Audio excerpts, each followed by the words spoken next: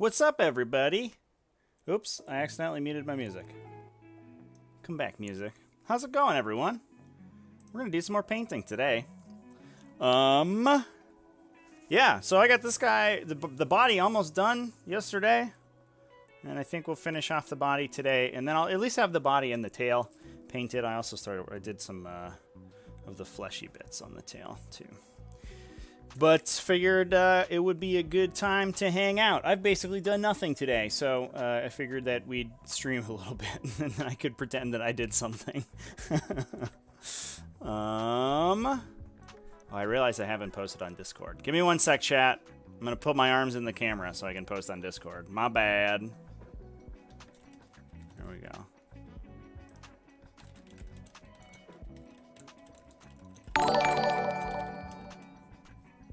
Thanks for the follows, everybody.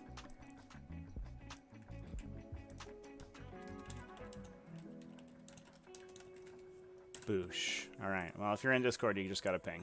Enjoy that.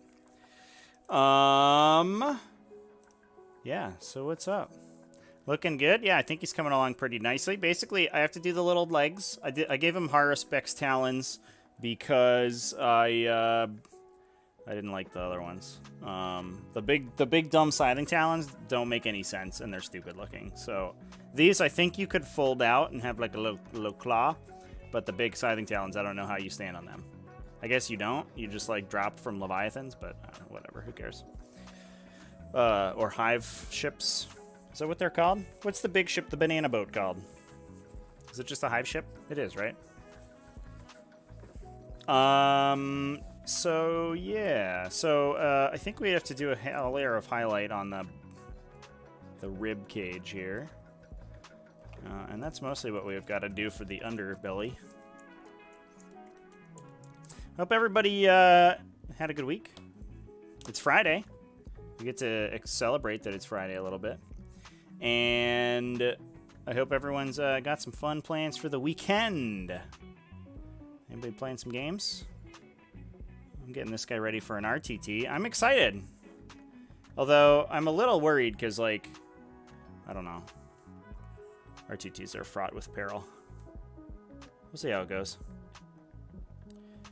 I don't know if I need to spend too much time highlighting this because this is literally the underbelly of the model. No, literally no one's going to see this. And I'm not a shaker. But for those who caught the game yesterday, it is on Twitch. It's available for subscribers. And it'll be on the YouTube replay channel sometime in the future. I did win my 7th game with the Harridan list. So we're 7-0 right now, chat. Which is sort of wild to think about, but that was just pod semifinals, so I haven't played too many serious games with it. I have beat Admech and Drukhari, but I went first both times. I think it dies going second against Admech and Drukhari. I think those are like the auto losses. And I am playing Jonathan next week, and he's playing Eldar Indirect, and I think that's got my number, but we'll find out.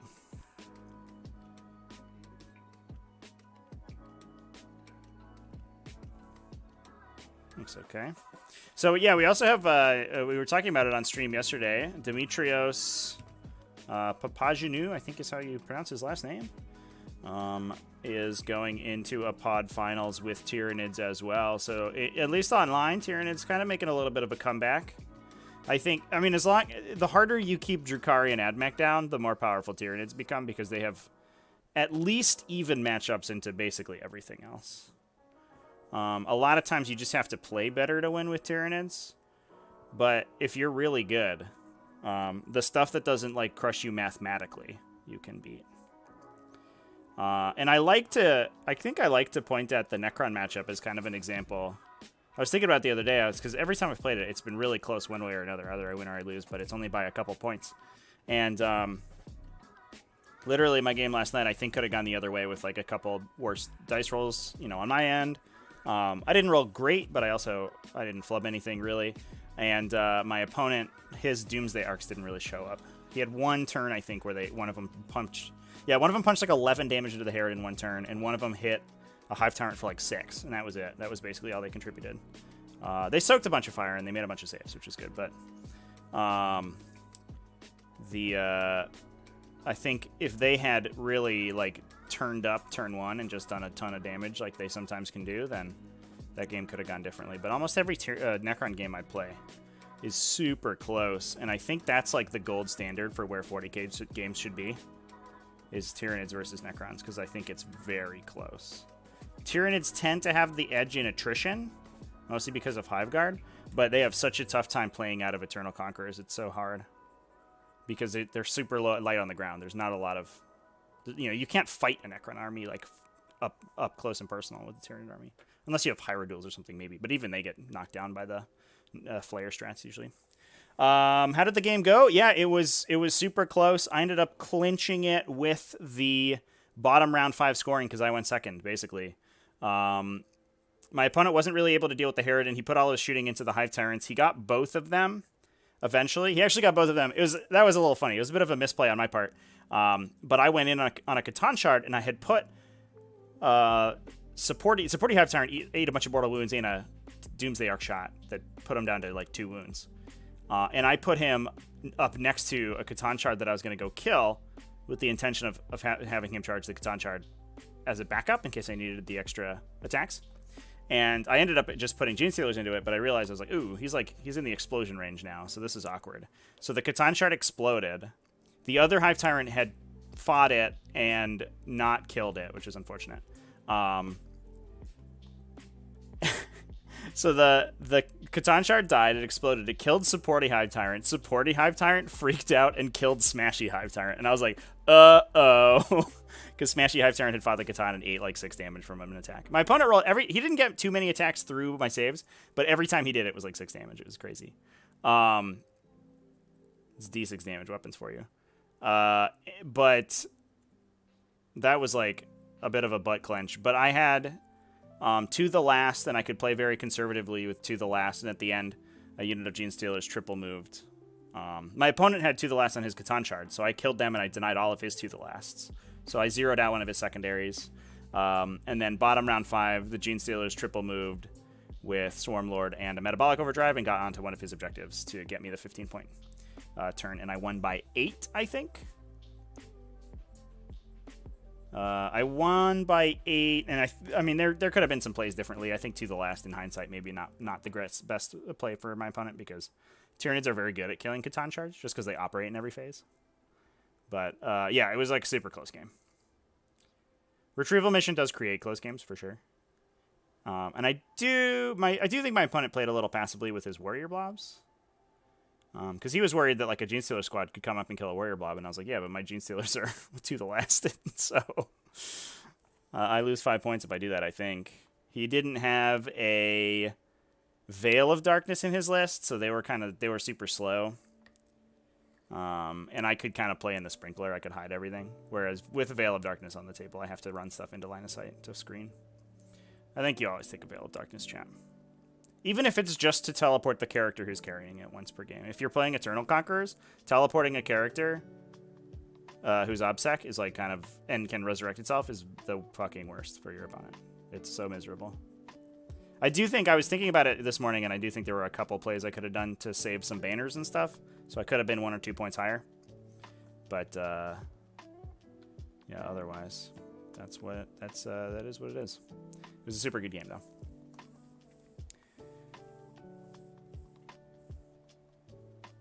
Buddy plays Necrons and is beaten a couple times with everything is obsec. Yeah. Everything I was obsec is so miserable because Tyranids are kind of dicey, right? Like they can do stuff to be consistent, and they're not like orcs where they're just fishing for results. But because as a Tyranid army, your entire damage output is like a single fight phase activation, 2 or 3 shooting phase activations, and then psychic powers. Like, that's all you do in a turn. So if one of those just spikes really low, you're just like, uh-oh. And if Necrons also have the ability to spike really high on their, like, saves and reanimation protocols. And sometimes that just happens and you lose. And you're just like, well, fuck me, I guess. And it kind of sucks. If there were one thing I would improve about Tyranids, it would just be their dice consistency. I don't know how you do that, though. Maybe you just make Hive Guard 1 damage, but they get 3 shots. No, that's too good. I have no idea. Yeah. Maybe you make their melee better or something. I don't know. I mean, definitely make their melee better. Tyranid melee is awful. Killing 4 scarabs off the side is very randomly annoying. Yeah. In fairness, scarabs are like the perfect At least for a lot of the lists I play, Scarabs are like a really nice profile to attack. Because Smashy Hive Tyrant, on average, just kills 5 Scarabs. Like, that's just what he does. He's like, I spend the CP to reroll wounds, hits on 2s, wins on 2s, rerolls every shot, one-shots a Scarab. So if they're not Chronomancered, he just kills 5. As long as he doesn't spike really low. And even if he spikes low, sometimes you can stack the tail damage with the mortal wounds off of Xenogenic and kill another base anyway. So sometimes it's 6.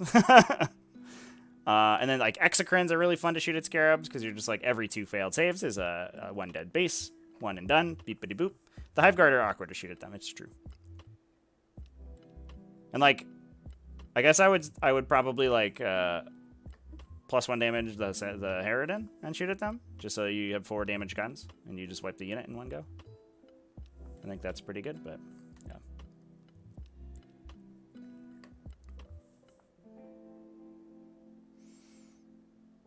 Yeah, I did play against a Necron player. The last RTT I played against a Necron player, and Smashy Hive Tyrant went into a unit of Scarabs and he killed 1 of them. But he was bracketed, so he just rolled super bad. It was one of those rolls where you're like, all right, well, I'm hitting on 3s, rerolling 1s, and he rolled 4 2s or something. I was like, okay, well, there you go.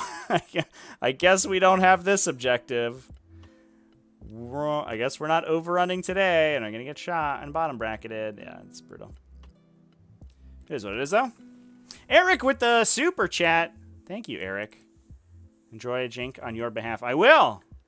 Glad you are enjoying the videos. I do have a couple more I have recorded but not edited. I was a slacker and a half this week. I was like, it's birthday week. We're playing video games. I'm taking a break. Yeah, I've got one on secondary objectives that kind of dovetails into the advanced tactics that I just released earlier this week. And I think it's going to be a good one. I'm really proud of how that video is coming out. I've got another one on how to play GT 2021 video that's recorded, and I just have to edit it. And then I think I got one. I'll give you a little preview chat. We were talking about this in the Discord, so if you're in the Discord, you might recognize this. But there was a list that won a GT last week, went 5-0, with 2 gladiators in it, 2 Space Marine gladiators, and I was like, "What is happening?" So we're gonna talk about that in a video, I think. 2 gladiators. I think it was a Valiant and a Reaper. It might have been a Lancer, though. If it was a Lancer, that's even more impressive. I was like, holy shit. It was 2 Gladiators, like 6 Dreadnoughts, no Rights of War. This guy was just, like, raw dogging it. Like, who needs OBSEC? Just fucking kill everything. I was like, what a dude. What a guy.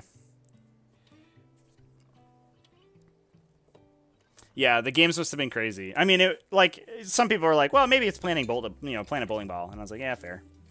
It might have just been that there was no, oh, I got drinking left. It might have just been that there was no terrain on the tables, and he's just like, herp, herp, derp, here's Storm Cannon arrays. Yeah, wild list. It felt like kind of an 8th edition, like, what's the word? Tribute, because it's like not quite Repulsor Executioners. Gladiators are like a step down from Repulsor Executioners, but also it had all the Iron Hands robots. I was like, oh, we got Leviathans coming back out of the woodwork. What? But I'm glad to see that the internet's sort of embracing Iron Hands, because I think in the server we've been talking about them like, Iron Hands are the best Space Marine chapter, right, guys? Right? And everyone's like, yep. And then we go out, and everyone's like, I'm playing White Scars. I'm playing Blood Angels. I'm like, what are you doing? What are you doing? But one thing I noticed is that I think I was watching Glasshammer's coverage of their GT, but Conrad Barkiewicz, I think I nailed it, played Fushini at Kent. He played, I think, Drukhari into Fushini's Iron Hands, cool Iron Hands Wombo combo. And in the next event, Conrad, it looked like, was playing Fushini's Iron Hands list. So it's like another convert to the cult of the machine god. Beep boop. Everyone is a Robo-Man now. Next was the Thunderfire Cannon spam again? Yeah, maybe. In fairness, what is a Shadow Weaver if not a 9th edition Thunderfire? Am I right? So we're almost seeing it. We're almost there, chat.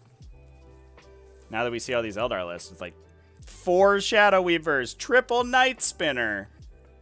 What are we doing? This is the 8th edition again. Happy to see me back streaming on YouTube. So I'm right now I am multi-streaming the painting streams. So if you want gameplay and stuff, that will still be on Twitch. That's twitch.tv/tacticaltortoisetv. If you're not in it, there's a link below the video.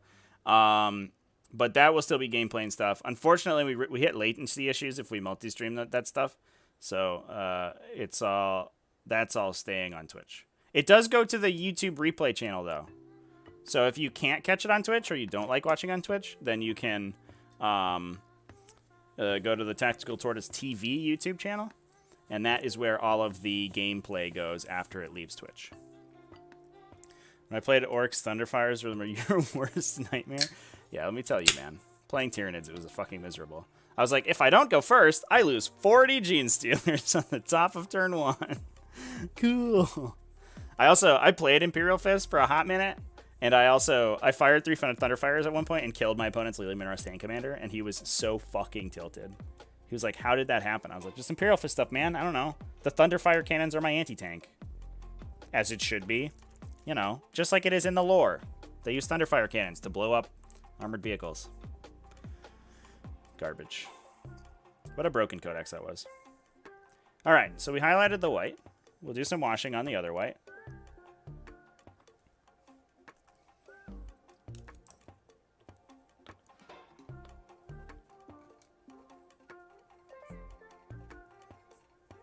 Yeah, we've got like literally dozens and dozens of games over on the replay channel, chat. So if anybody hasn't checked that out, please do so. I'd like to get us to 2,000 subscribers, hopefully before the end of the year. I think that's like kind of the goal. But yeah, that's where all of the T5S2 games go. That's where all of my games go. That's where all the gameplay goes. So it's pretty hopping over there. They are also available on Twitch. They're available immediately to Twitch subs. And then you just have to wait for them to go out to the YouTube replay if you're not a sub. Brother would open trucks with Thunderfires and then kill the boys inside with other Thunderfires. Yeah, that sounds about right. Trucks are T5, right? So he's like winning on 4s. Boop. Get out of here. Man, the old like 8th edition boys like truck rush orc list was not too bad.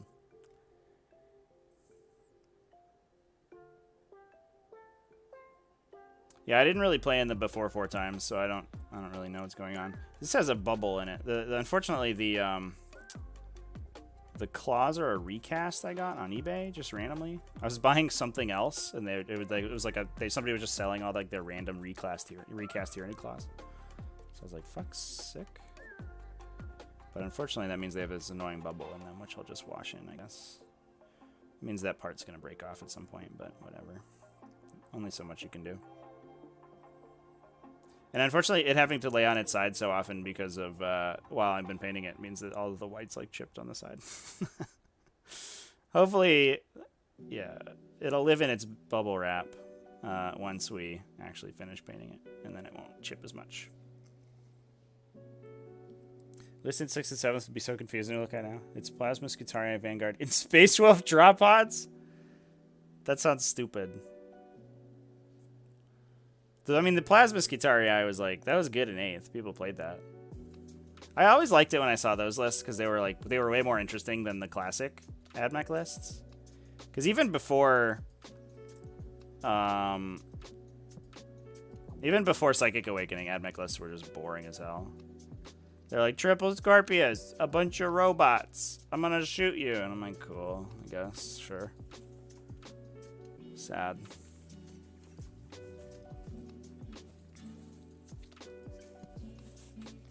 All right, a wash has been applied. Now what do I do? I could do another highlight here. That didn't come out particularly strong.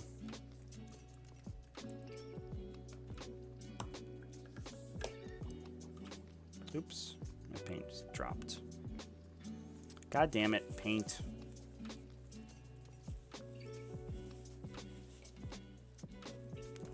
Got a little drippy drop I gotta clean up. Sorry, chat.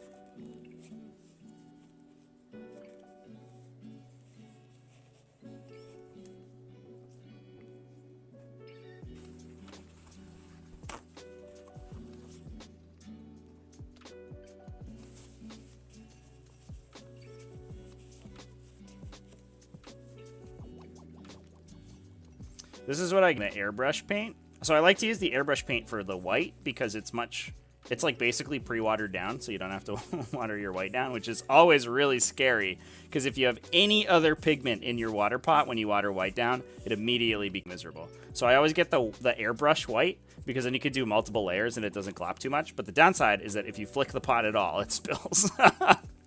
Rip! Jonathan Amsbury, thanks for the super chat also. I like this little dude who's having a party over here. Hopefully we have... I hope I have as much fun as that guy does. That guy is having fun.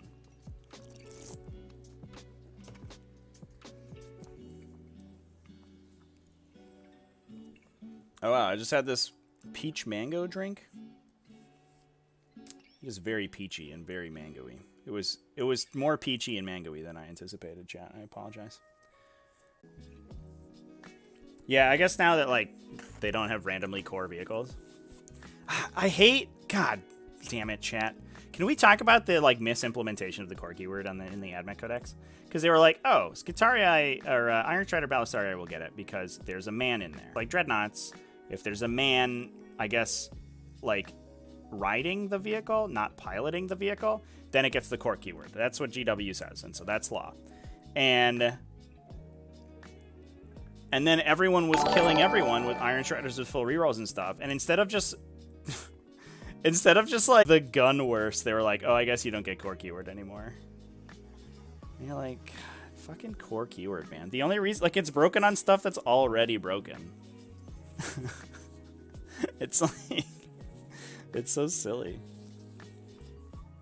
Core is the next most random thing after the faction secondaries. Yeah. Yeah, you have to go to the core lottery and, like, hope with a good distribution of the core keyword.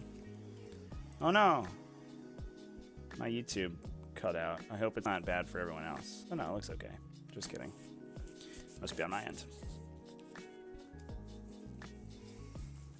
Yeah. Yeah, it's like, it's so dumb because they're like, oh, you know, I don't know. They're just like, well, let's massively buff the faction. Oh, what? They're too powerful? Whoa. Why? Like, what? We made every gun in the faction better and they're better? What? That's crazy. I don't know. Like, anyone with half a brain could see the AdMech, like, dominance coming a mile away. And they're still good. They're still like a 62% win rate in in-person events. They definitely dropped a lot. But I think a lot of people... I do think a lot of people just naturally stopped playing them because at least a lot of I'll put Harridan in the frame there. At least a lot of the local people that I played were just like, this faction fucking sucks to play, man. Like, even some of the players who I know personally who are very competitive people, and are, you know, always looking for an edge, basically, this is miserable. It's a natural attrition of, like, the top level of players, of people who just no longer wanted to play Adeptus Mechanicus because it was just so boring.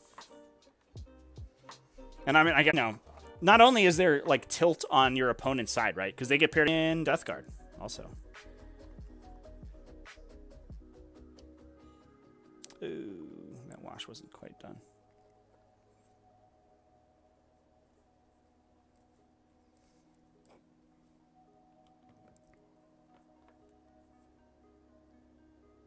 Dang, I'm gonna wash this out now.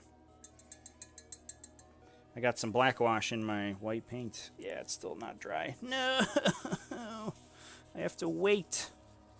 I guess we could do some highlighting on the carapace. The carapace.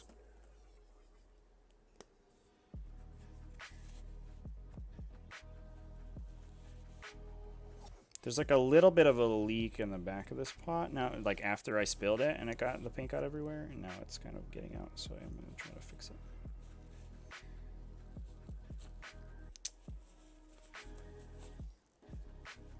GW fucking paint pots, man. The worst. Garbage. Garbage. Got white on my hands. People don't just play the meta are often the ones that can beat it with unconventional lists. People that don't just play the meta.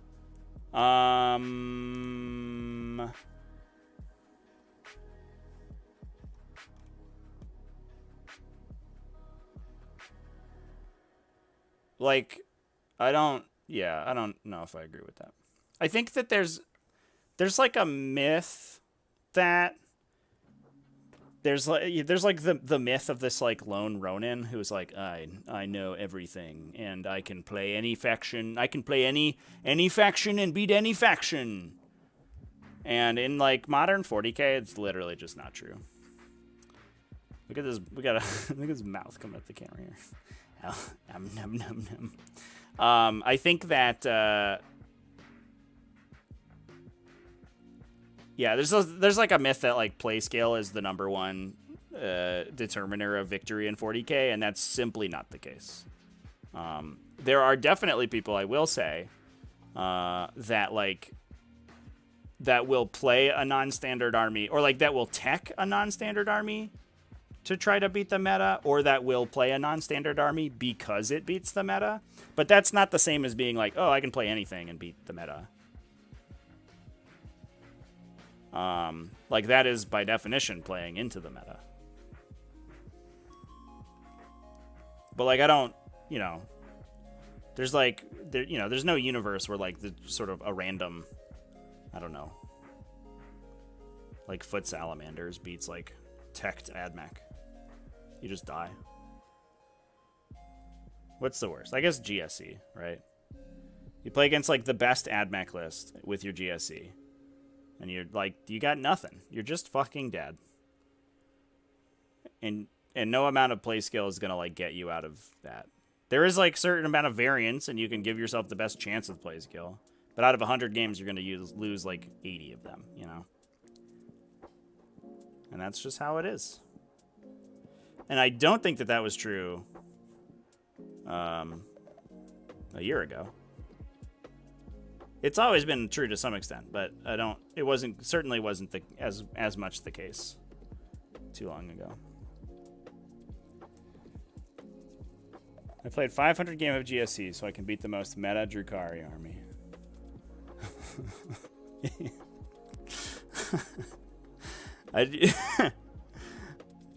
Imagine like there's one man in his basement and he's like he's a slave to the flickering like TTS, the screen of TTS, and he does nothing but like grind games against Drukhari with Genestealer Cult and like tries his best. There used to be, I don't know if 40K has the same thing, but in War Machine, like there used to be this like the myth of the basement savant, which was that like global rankings weren't necessarily indicative of like play skill. Like one of the reasons there was pushback, I think, against global rankings, there was a little bit of global ranking in War Machine, but there was pushback generally, was that everyone was like, well, big events aren't necessarily an indicator of skill.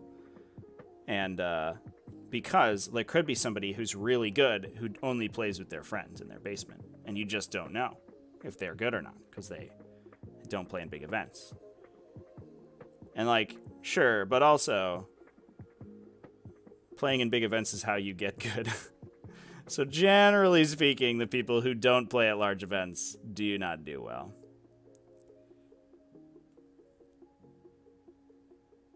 And which is why you saw the same people win, regardless of the locale, typically.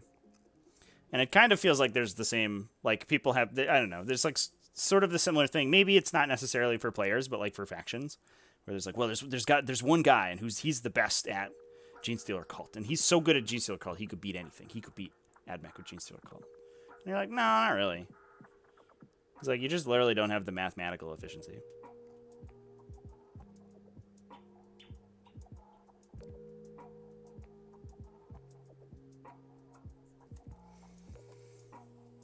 In the meta, is AdMech the boogeyman?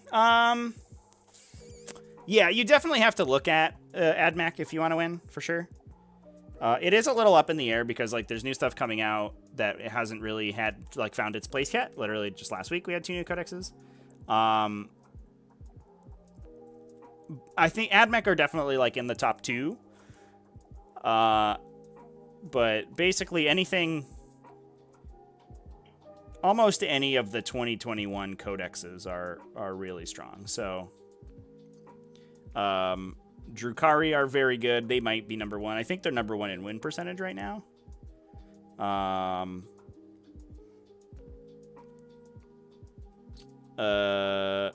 Death Guard are solid. Orcs are very good. They're pretty far up there as well. And Space Marines always have like, they're always there hanging around a little bit. But AdMech is definitely number 1 or number 2 for sure.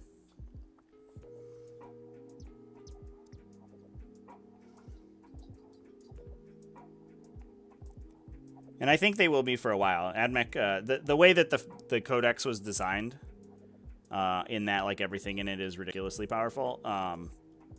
They have a lot of resilience, so even if the meta changes, AdMech can kind of play with it. So I think, also Adeptus Mechanicus, probably number 4, maybe number 3, I guess. And so AdMech will be there for a while. It'll just be a question of what kind of AdMech I think we see. Space Marine players are garbage outside of a few galaxy brains. Wow, Valdor spitting shade here at the other Space Marine players. A lot of people playing them. The rules are quite weak. Yeah, I mean you have to cherry pick the Space Marine rules that are very good, right? Like there is a lot of people who are like, guys, check out my Imperial Fists. Check out my salamanders, my foot salamanders, guys. I'll get them with my move 5 Gravis armor. I'll get there. I'll get there eventually. Please don't shoot me with a gun. Or do. I don't know. Whatever. There's a lot of those. But there's also a lot of Iron Hands with 2 gladiators, apparently.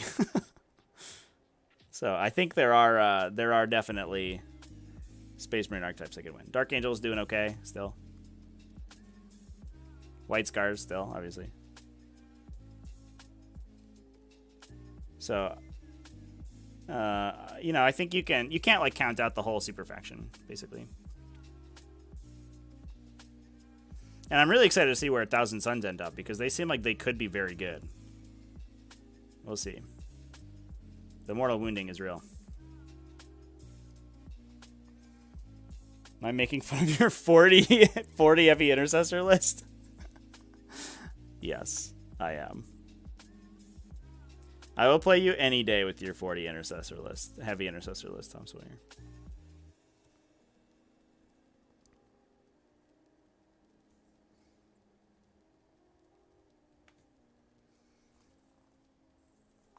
All right, let's do a little bit here. Good stuff. Nice. Sisters will top to 1,000 Suns. I guess that's true. Yeah, they have so much psychic defense. Fair enough.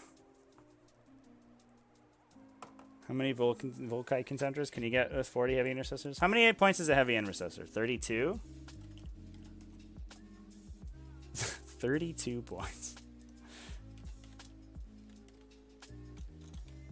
Let's look at their data sheet. Heavy. Oh no, that didn't get me what I wanted.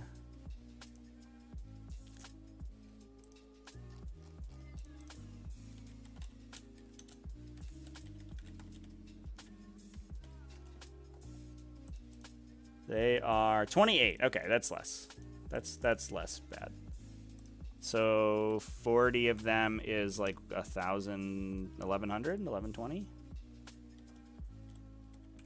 And that's without heavy bolters. It's more heavy. Yeah, 1120. So you could fit triple Volkites, right? Because the base Volkite's only 150, so that'd be 450. And then you need to, I think you have to bring a, you need 2 HQs, so you bring like captain and a lieutenant, I guess. The captain is like, I don't know, you pay like 140 for a smash cap. And the lieutenant's 90. And then you have like an apothecary who's 80 with the upgrade, I want to say. And you have 120 points left on other stuff. I was joking at first, but now I'm intrigued. Yeah, I don't know. We'll see. That is a lot of beef. I was like, 40 heavy intercessors with an apothecary. That's whatever. But I was like, there's also 3 Volkite contemptors in there. Maybe there's something here. I don't know. I doubt it. I think you need more punch. Generally, like, the downside of heavy intercessors is that you're paying so many points for this resilient unit, but that like can't fight in melee at all. So if you just get, like, you get wrapped and you're like, fuck. So I think maybe you cut it. Maybe it's like 30 and then 30 heavy intercessors, and then you turn a unit into like 15 Vanguard veterans, and that's the rest of the list. Is that if you play 20 Vanguard and triple Volkite and the apothecary, then you fit into a battalion as well without having to take additional elites.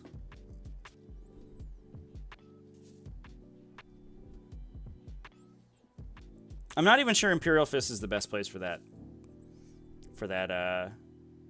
list, though.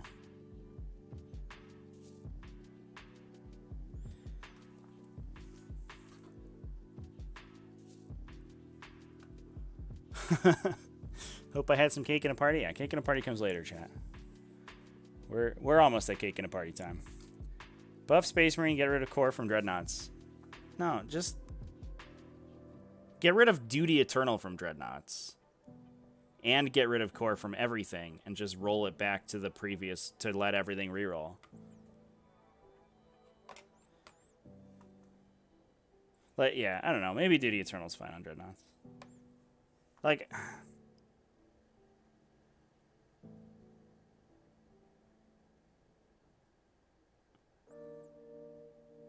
yeah, I don't know. We've talked about core keyword before. I don't know if we need to keep talking about core keyword.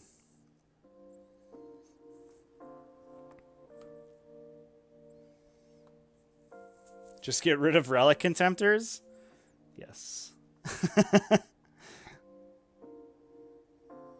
It kind of feels bad because Relic contemptors they're so CP intensive because of Martial Legacy. And so you never get to do like the really cool stuff. Ew, I just fucked that up super bad. Can I fix it? Not really. They're so CP intensive, you don't get to do the really cool stuff with Space Marines, which is like build a bunch of like super sweet Smash characters, because they eat all your CP, and then you'd be like playing with 1 CP. So like, Relic Contemptors are they're just a pox on Space Marine list building. Thanks for the well wishes, everybody in YouTube. Appreciate it, everyone. What was the best Space Marine troop choice? Probably Incursors, maybe. Infiltrators, I think, are a runner-up. But the ability to the forward deploy, concealed position deploy, is like super duper duper good. The infiltrators are really expensive, but the deep strike denial is really good in the matchups where you need it. If you play into somebody who's like focused on deep strikers and you have 2 units of infiltrators, you're just like, sorry, I guess you lose. Sorry, buddy. I guess you don't get your retrieve Actarius data today. You'll retrieve no datums.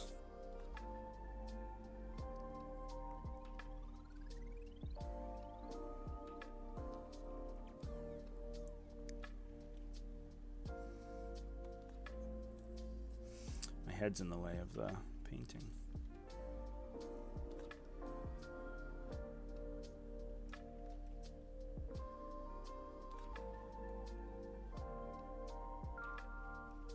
Oh, yeah. That looks pretty good. Also, the Forge World Relic Contemptor is really expensive. Yeah. Yeah, I think you kit bash them for sure. Although then you can't play in a GW event if you kit bash. We're all about conversions until we're not. Good old G-dub. And cursors also have the extra AP in melee. Yeah, but their gun's worse, right? The auto wound on 6 on the infiltrator gun is like randomly super duper good. Not like, I guess probably not as good as the AP in melee. It's kind of weird to me that they have different like melee and range profiles. Because it's just the man with a bolt gun. Like, I don't know. I don't know why we had to differentiate them so hard. But I guess it's fine. I kind of like that.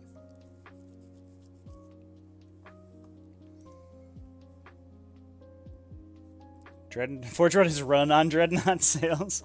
Fact.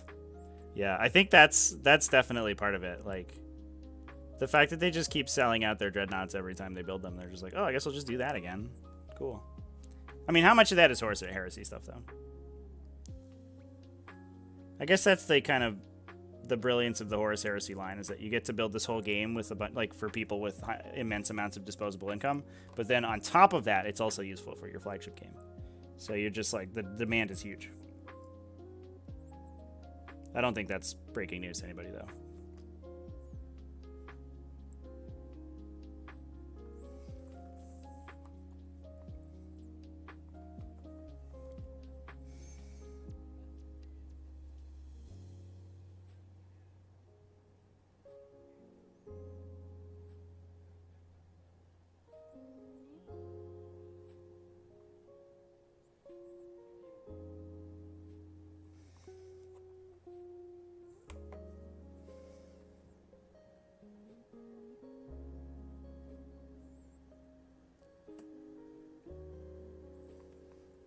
Nice.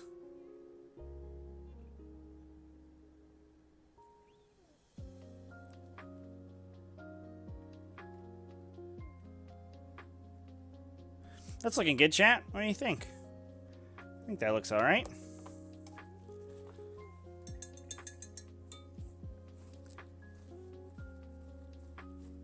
Evron, thanks for the kind words. I appreciate it. All right. What's next? Oh yeah, we gotta finish the white on these bad boys, because the wash should be dry now. What was I was using? This brush.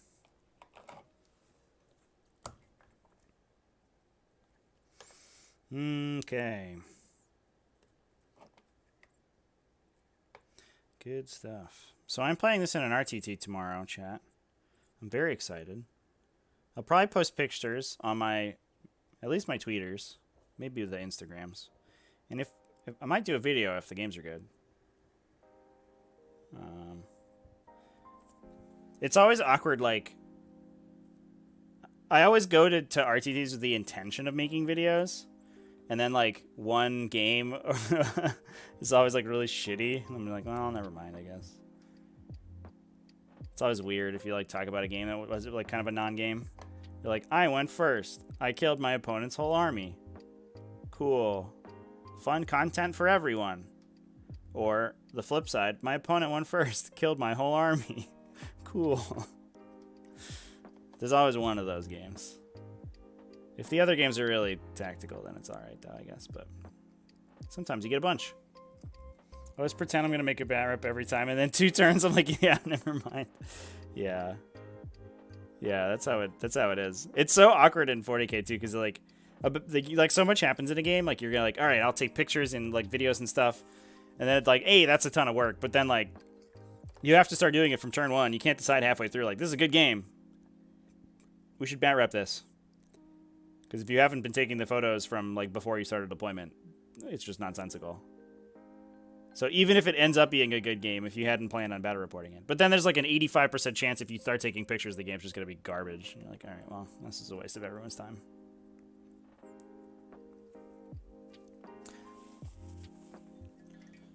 Trevi, how good are sisters? They crumple at 3-3 at 1 wound? No. That's... Well, they do, right? But that's not the problem with the... Like, that's not... The faction's not there to be resilient. So, yeah, sisters are super good.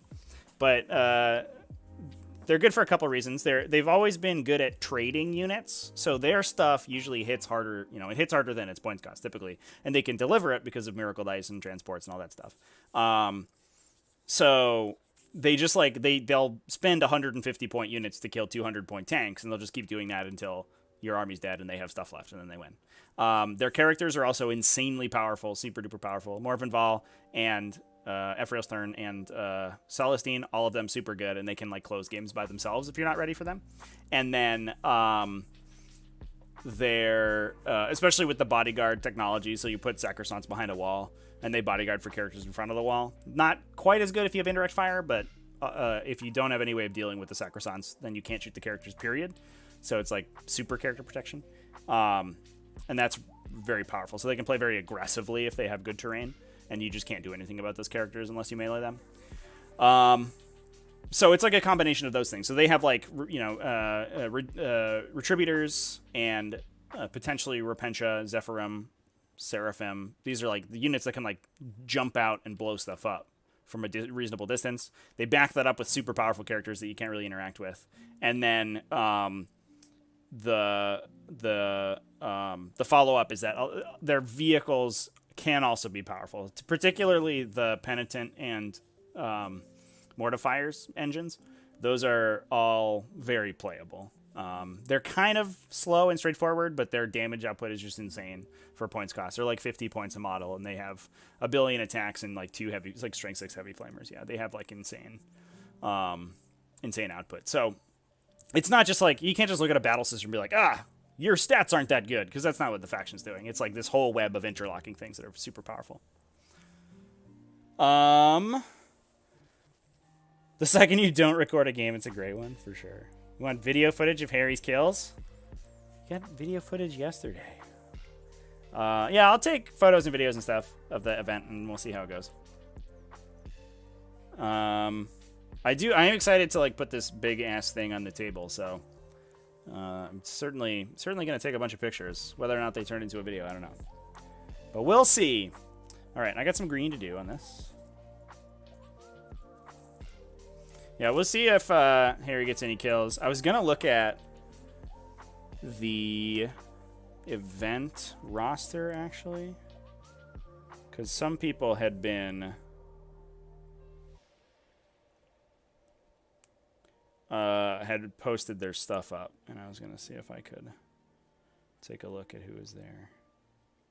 A couple lists went up.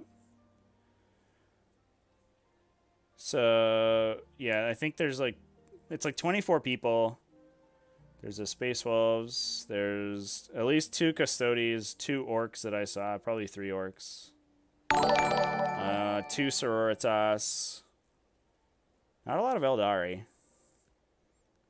2 or 3 Necrons. There's at least 1 Chaos Demons with Be'lakor. So I have to learn what Be'lakor does. That's exciting. Harry montage. Yeah, we'll just do event highlights, and it's just I'll start recording videos on my phone every time Harry just fires 16 shots through a knight and blows it up. Oh no, this is really goopy. What's up with that? He's smashy and he's hard to kill with big guns. Oh no! That's my whole thing! Oh no! Not like this. Let's look at his data sheet while we mix our paint.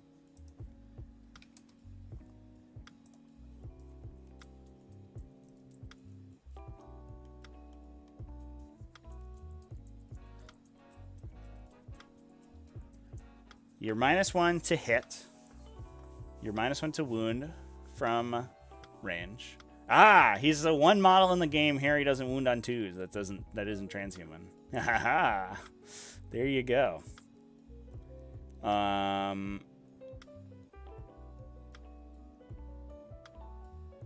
If he's your warlord, he has the Shadow Warlord trait, which is reroll hits. Oh, his warlord trait is his reroll hits aura?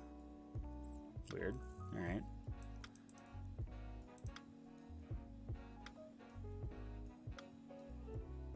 I like, so his reroll, his captain aura, his reroll 1's aura is non-vehicles, and it feels like that's just what the core stuff should have been.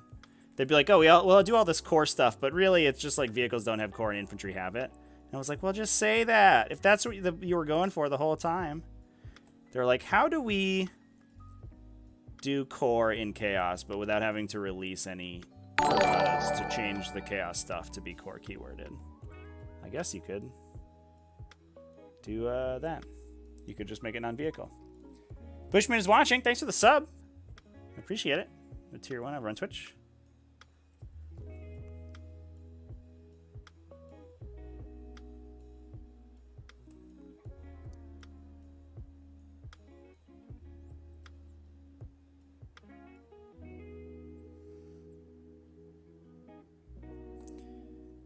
Nice. So is that done? Did we just finish off this big body bit? This big body boy? Model looks good. Well, thanks, Bushman. I appreciate it. Hope I have a ripper of a birthday. We gotta get Hype Ripper up in here. Freebooters as broken as Drukhari and Admech? Yes. Probably. Probably yes. They're like more one-dimensional, I think, than both of those factions were at release. But their one dimension's really strong. It's like shooting you with 1,000 artillery pieces and then killing you. So if you are resilient against the 1,000 artillery pieces they're shooting at you, then you're good to go. Which is a lot of times consists of going first and killing all of those artillery pieces before they get to kill your army. But if you're not, you die. And that's it. So they're not like the raw power is the same level, but they're certainly not going to be quite as like meta resilient as other factions are. So like Admech, we talked about this a couple times on the channel. Admech are really good at a bunch of different things, and they have a lot of viable builds. Like they can play planes, they could play Iron Striders, they could play infantry, they could play all infantry just like a veteran vanguard, a veteran cohort. Wow, jeez. Look at me. And if you nerf or you tech for one of those, the other ones might not. Like, you know, you could build for one of the other ones, but I'm not sure orcs have that. I think orcs just have like 1 or 2 viable builds, and then that's just where you're at. There you go. Am I referring to the artillery buggy? Yeah, the Rucka Truck Squig buggy. That is the artillery piece. And then the rest of it's like Megatrack, scrap jets, and sometimes war bikers, and sometimes Daka jets. But those are also obviously very range oriented.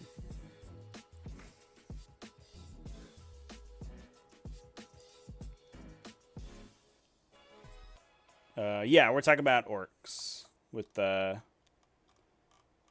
artillery, yeah. So I think to answer under 40K's question, I think that they are, yeah, their power levels at the same place, but I don't think like the power of the codex is the same place. I'm having trouble fitting his tail on now. I don't know why. I guess it got really loose the more I put it on and took it off, and now it doesn't really fit very well. It also looks like this kind of collapsed a little bit. I wonder what that's about. Can I bend it? Doesn't really help. Yeah, what? Maybe like this? No, I don't know. Whatever. Close enough. There he is. I guess I could get some work done on his wings. The goal was to get the body done, but the wings are the greater surface area, so really we're only about halfway done.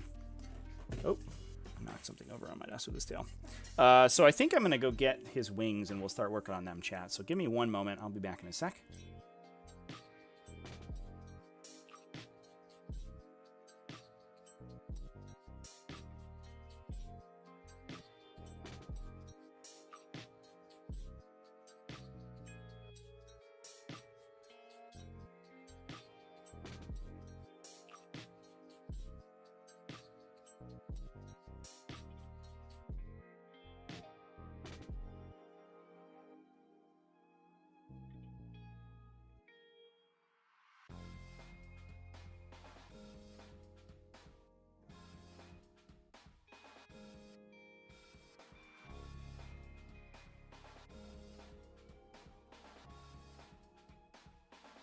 Look at how big these fucking things are, chat. They're so big.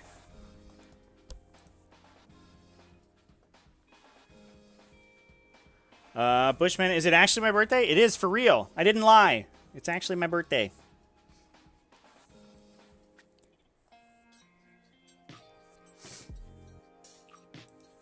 All right. So I did a couple coats of the wings themselves. I guess we could do one more. And I have a fresh pot of the flesh color here for this. Give it a mix-up. So much texture! It's very textual. There's a lot going on. I think we give it a big old brush. Big old tanky brush over here. This brush has seen many a green carapace, as you can tell by the fact that it's green on the end. Oh, shit! Bushman is watching. Dropping 10 subs in there. Death or Glory, Wargaming, Tom Sawyer. Go Our Dog, Heavy Ace Killer. Martings, Shark Barrigator,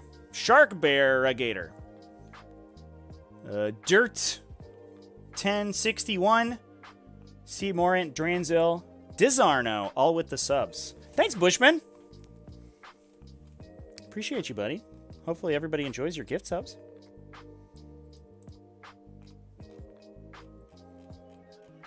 Nice.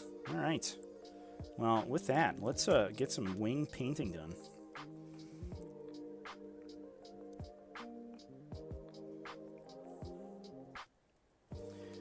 So basically what I usually do is I do a brown undercoat, and then I do a sort of a base coat of this flesh tone over it, and then I guess we go sideways, and then I do a wash to give it layers, and then we do a dry brush of the flesh tone over it. And sometimes I do a couple. Then, depending on what's going on, I'll highlight it with a lighter flesh tone. And I might that just might end up being kind of a dry brush as well.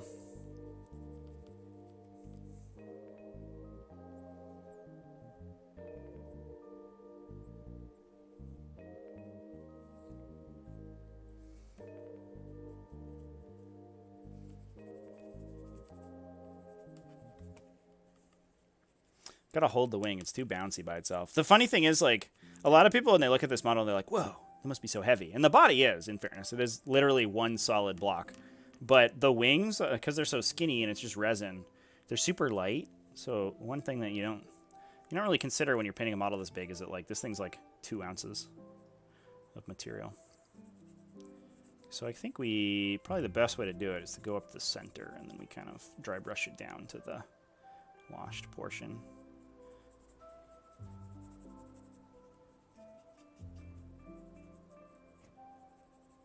Good shit.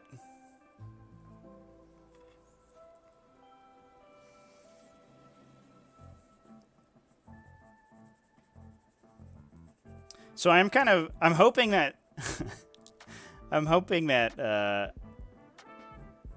we don't there's no like weird arguments about playing this guy. I've only played a couple games with him on real life tabletops, and the questions about like sort of base size and how he interacts with terrain and stuff are always fun to try to work out. This is definitely a model that benefits if you get it ruled that you only use base for model placement. Because otherwise he has a tough time doing anything. But also, I don't know. If my there's also all sorts of weird stuff like begins to happen if your opponent makes us think about models restricting placement. So we have those in our quiver if it comes up. Like Hive Tyrants oftentimes can't be engaged in melee. That's pretty cool.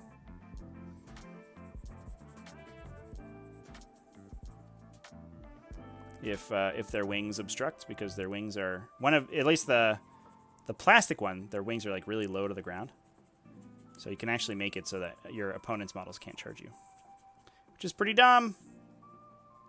If they were realistic, they would cover the whole table lengthwise. The wings? The size of the wings? Oh, yeah. Like, in order to prop up that body? Yeah, for sure. Also, the wings, like, don't...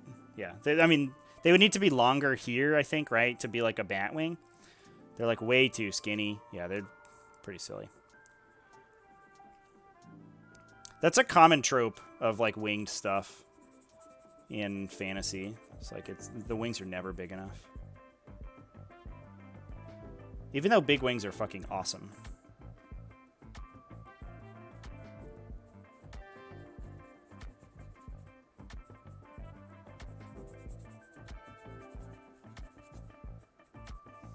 It's looking pretty okay, I think, chat. The saturation's a little fucked up on my camera on B2 dubs. It doesn't take the green very well when I paint green. So, like, I have it set so the green looks pretty natural, but the browns come out too red. So this is actually much, much browner than what you're seeing here. It looks more flesh tone. I mean, it is a flesh tone I'm doing. I'm going to have to go over this section again, because this is, like, can't really see it, but there's a streak there that won't come out. I'll do one of these, I guess. Do some dry brushing down this side. Oh, yeah. I always get scared of doing these big wings because, like, the time, it's very time consuming, obviously. But, well, I mean, it's to some extent, I think it's time consuming, but because it's so much surface area, but it's really not because you can be kind of messy about it. And then every time I do it, I'm like, ah, it looks so good. Why didn't I do this earlier? Just imagine a couple of flyers assuming a triangle formation, keeping Mortarion or something away. Yeah, for sure. Yeah, so they're in my case. I could go grab one, but like the idea is like one of the plastic Hive Tyrant. The other ones are in my display case. But the plastic Hive Tyrant has one wing that goes down like this way, and the other one goes up like this way. And if you put it like up against the wall, and the wing that goes down is in front of you, your opponent cannot like legally place a model in base contact with it. Which is like the dumbest thing. And you can't even there's no your opponent can't even claim you're modeling for advantage or anything because like literally that's just how the model's assembled. Like that shit gets so bad if your opponent like tries to pull that shit on you. The game just breaks if you play it that way. It's so bad.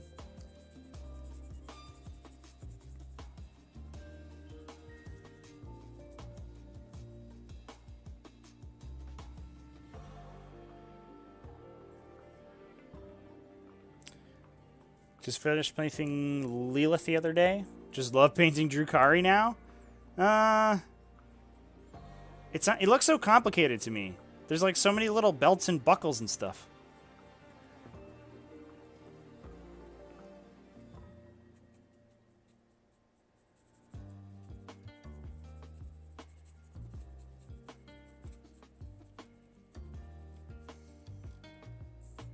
Drukhari that looks good is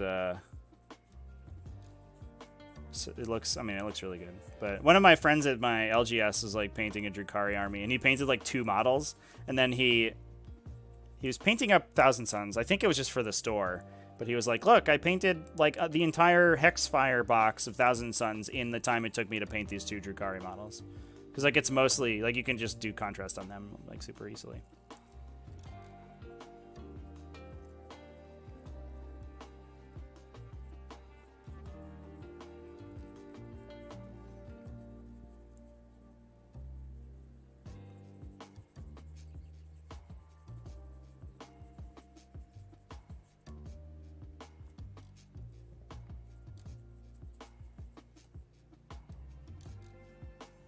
That looks pretty good. That didn't take too long at all, actually, either. I should do... I might pick out these, like, pock marks in brown wash again, actually. Just so that there's more... I did that for the bullet holes on the carapace, so that they look a little deeper. I might end up doing that so you can see the detail. But that comes after we do the highlights and stuff. I don't usually do the underside, but I might this time because the wings kind of stick up.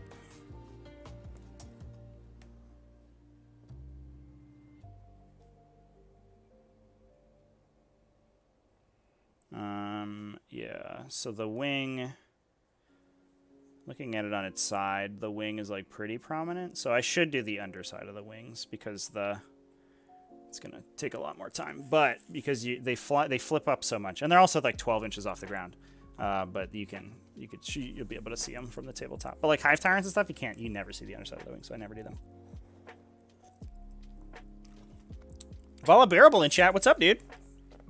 Am I gonna see you tomorrow at the tournament?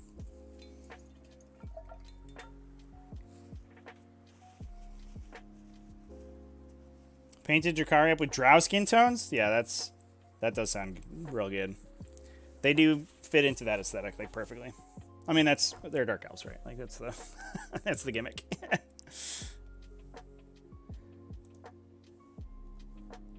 I can definitely see one of my favorite things about painting, and I can definitely see it being especially the case for Drukhari models, is I like the completion steps. Like, it's very obnoxious. I mean, the early steps are like, it's whatever. But once you get to the end and you like do the finishing touches and the scheme like comes together, like you do that last set of highlights and you're just like, fuck, everything pops. It looks so good.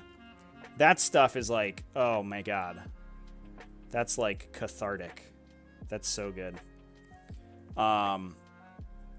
That's where my love of painting comes from. It's like from completing a paint job. And I can definitely see Drukhari being that, right? Because you can do like you can do the individual panels and then like different colors and the skin tone and the metals, and then you like define those sections to get it together, and like it probably just makes that whole scheme go.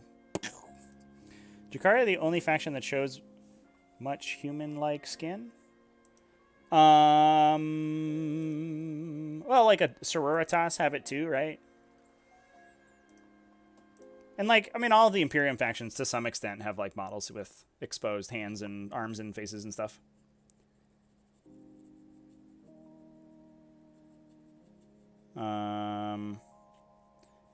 It would probably be Drukhari has the most though. They have a lot of sleeveless shirts in the Kimura, I guess. Shibbity Dibbity, thanks for the well wishes. I appreciate it. Mac Gribble as well. Thanks for popping in, everybody. No time to hang out. That's okay. So I'll be, at least because it's been working out so well over the last couple of days, I will probably be doing the painting streams on both platforms. I do for those in the chat who don't know, I do put or I do gameplay on Twitch, twitch.tv/tacticaltortoisetv. But I've been doing the painting streams to both, and that's been okay. It's been working out.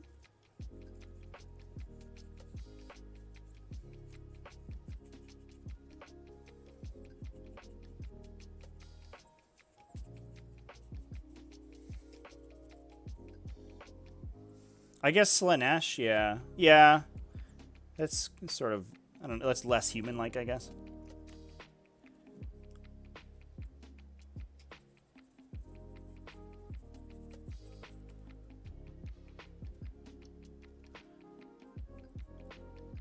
Don't know if we'll have time to finish these wings today, but we'll certainly get this next level of base coating done on the wings tonight, and that's gonna make this whole thing look better. We're like close enough that you can gloss over some of the details on the white that I won't get. And I do like to do veins and stuff on the wings to make them pop a little bit, so I'll definitely do that afterwards. The question is whether I do it before the next level of highlights or after, because one thing that you can do, which I've done in the past and has come out pretty nice, is like you do the veins and you can do them kind of dark, and then you do like a real light dry brush of the flesh tone over top again, and that kind of like dubs, it makes it look like they're below a layer of skin essentially, and that's very cool when you can do that. But it's a balancing act because you have to make it so that they're not obscured. It has to be a very light dry brush. But it also helps solidify the center portion of the wing that you're trying to do. And then I'll do a layer of highlighting over that, usually, to pick out some details so it looks like a little bit more three-dimensional.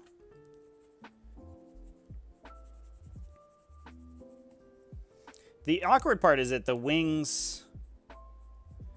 These wings and the Hive Tyrant wings are like are textured very differently. The Hive Tyrant's wings are definitely like, they're bat wings that are currently, the ones they have sculpted anyway, they're like bat wings that are flapping, so they're like billowed out, like they're you know, filled with air. And this one is much more, I don't know, the texture is weird, and it looks very much more like it's gliding, I guess. So the wings are not extended and they're not billowed, really. The wings will be the last thing Telemund Dreadnoughts ever see. It's funny, I played against a Telemund Dreadnought with the in-person version of the list a couple weeks ago, and the Harridan actually, I don't believe, killed the Telemund. The upside of Telemund Dreadnoughts is that they don't do anything. So, like, if your opponent, if that's not, like, your opponent's game plan, if their game plan isn't, like, put 3 Telemund Dreadnoughts into your army and then watch them go, and if they just have, like, one as support to, like, tank one flank or whatever, you're just like, all right. I don't give a shit about that guy. They're so derpy. I don't know. They have a single autocannon. Like, okay. Cool, man. I'm so proud of you. Did your mommy get that for you?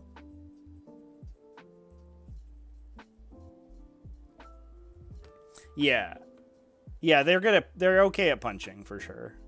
And the flamethrower is good. Like if they're stuck fighting a bunch of people. But yeah,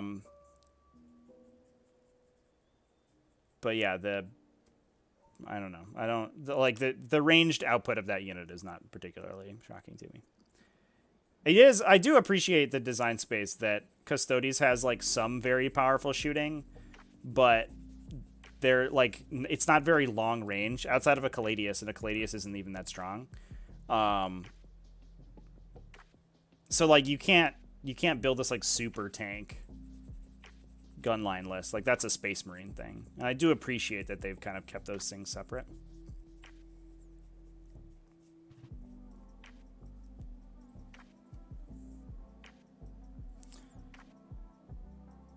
Could make me think a size Harridan could be okay if it was more durable. Yeah. Realistically, I don't know. Side Harridans are just in such an awkward place because, like, their profile is good. Like, everything that model does is solid. Like, the flamer is awesome. The melee profile is awesome. They're fast. They move 12 inches somehow. But, like, I think it's the 18 wounds. Like, they're T8, no invuln, which sucks, right? Like, you could give them you could staple a 5+ on there and not have to make people spend on Dermic. Because you don't want to Dermic, like, the one dude, whatever. But I think it's, like, it's the huge fucking base, which means you have to, like, they get stonewalled so easily. Maybe it's the point cost? And I think it's the 18 wounds. I think if they were 17, they'd be way more playable. Although if the Harridan chassis was 17, you just take barbs, I guess. Because then they could hide behind buildings and pop out and shoot people. Yeah, I don't know. Harridans are just so weird, man. Maybe they just need to be, like, I don't know. Maybe they just need to be slightly more powerful so that they... And then, like, you can push them into, like, night territory, and then maybe they're okay. Like, if they're like 350 points and they're 24 wounds and they shoot... Their flamer's 2 damage or whatever. You're like, maybe. And they have a 5+ invuln. Like, maybe we get somewhere.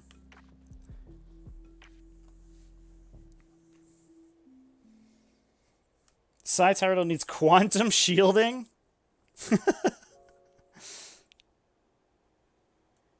Quantum shielding, that'd be okay. I don't know if that saves it, though. Because, like, the kicker on Necron vehicles is the quantum shielding plus the invuln, right? So, like, you just literally, you drop any attack pool against you drops by 75%. Is, like, kind of the thing. Look at that. That's looking pretty nice. Let's do the other one.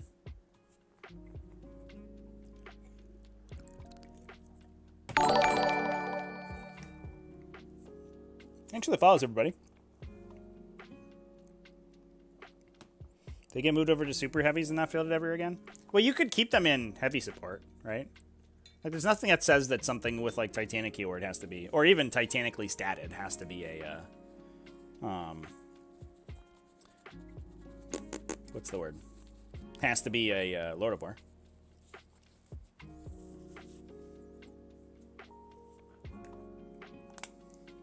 New follow animation? No, that one's been the same.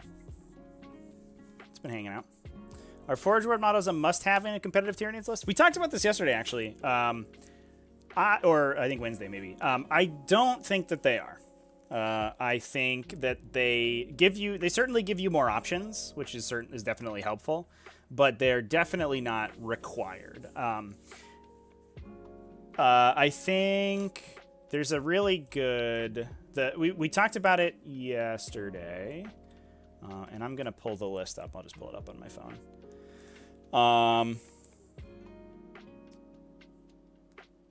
There's a good example of, I think, what's kind of the meta Tyranid list right now. In pod... Oh god, it's stuck. Fuck. Pod 7? Is that right? Which is going into the final. So we'll watch it play next week. And it is...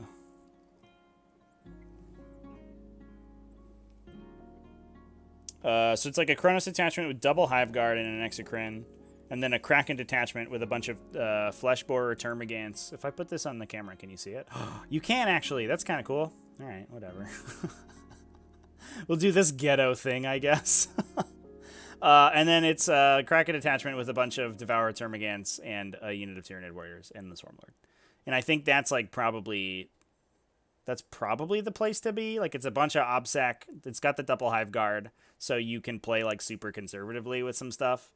And I think that's probably like the meta. So if you want to play like, I guess, the most consistent Tyranid list, that might be it. Now, double Hive Guard isn't always like the most amazing thing ever, but definitely they're like a powerhouse, so leaning into them really hard is good. I think the Forge World stuff tends to be kind of like hit or miss. You run into matchups where it's like a bunch of Cognis Las Cannons and you're like, fuck me, I guess I die, and then they go first and kill you. And the Hive Guard list doesn't have that problem. So, you know, it is what it is. Yeah, the Warrior Blob I think is really cute. The upside is that there's like a lot of, like, Adeptus Mechanicus kill infantry. Like, you know, the issue is like they point Las Cannons at it and you'll lose them, but whatever. That's the same for everything. But they kill infantry with, like, AP2 guns, right? And you're just, like, Catalyst on those guys. They run up the table. 20 Ranger Blob shoots at them. You lose one guy. You're like, all right, cool. You probably lose more than one guy. If they shoot 40, they hit, like, 30-something. If they're on 2s, reroll ones... They should hit like 39. And then 26 go through, 13 go through. So you lose 2 or 3 maybe. Which is fine. Like, the whole goal of the Warriors is to run up to the middle objective and take a round of shooting and not be wiped out, and then hold that objective and get you a 15-point turn. And then sometimes they get into a unit and then you can just start chopping them up, but that's a little bit rarer.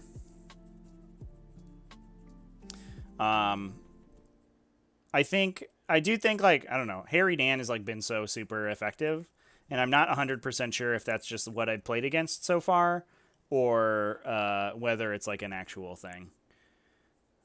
So, I don't know. We'll play in this tournament tomorrow. It's, like, pretty, kind of a dangerous crowd at this tournament, so we'll see how it goes.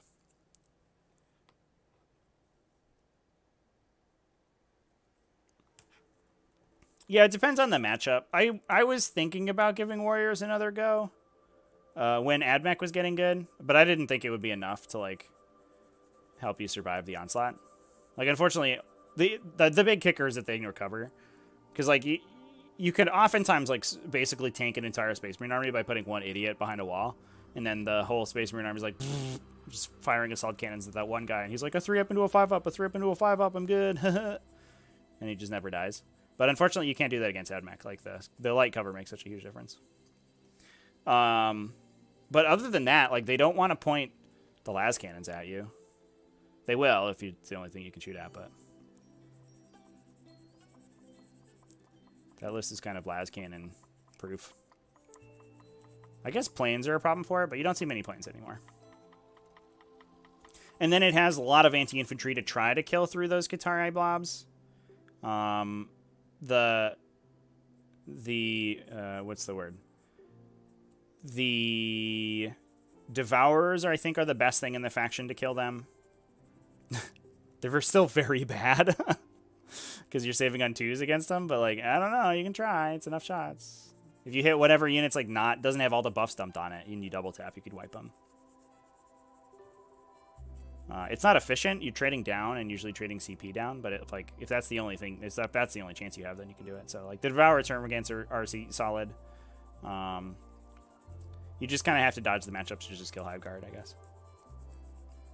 Have an LGS tournament next week, trying to paint Nids battle ready for it. Yeah. Good luck, man. It's an interesting time out there playing Tyranids. I'm not 100% sure, like, what the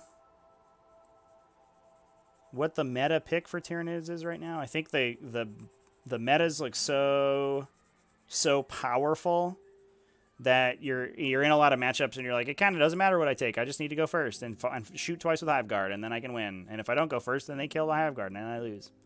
And I think that's probably where a lot of the matchups end up. So the specifics of the list construction are a lot less, like, super important, but I think I might just have to play more games against more stuff. You don't lose the whole unit. So it seems like a miracle. That's talking about the warrior blob. Yeah. Yeah, I mean, ignore AP2 is really strong against an AdMech unit that's relying on AP2 to kill them. And especially, like, unfortunately, the Wrecker Trucks go up to AP3, which means they mince through them. But, like, that warrior blob also, if they're not at the AP3 threshold, which they get from Speedwa. But I guess in fairness, they dropped the Speedwa into the Hive Guard, so it doesn't really matter. But once the Speedwa is done with, the warriors don't really take much damage from Squig Buggies, because you have the strat to ignore, to subtract 1 from damage. Unyielding Chitin is the name. Unfortunately, the Speedwa, like, wipes the Hive Guard, and you don't really have a way to interact with the Squig Buggies, but just go first. Whatever. Favorite GW paint? I use Corn Red a lot, like a ton. So maybe that one. I do a lot of my stuff red. My Tyranids are green. I went through a phase where all of my armies were green, because green's my favorite color. But more recently, everything's like black and red, and so I use that one a lot. So that might be it. If you watched my Armada video that came out yesterday, then you see my Armada fleet is black and red. It's very cool. My MCP stuff is black and red. My Targaryens for Game of Thrones is black and red, but that's just more thematic.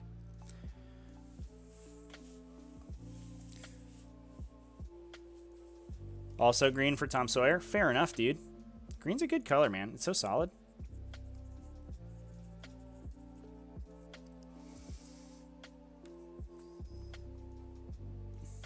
Yeah, black and red just, like, so striking.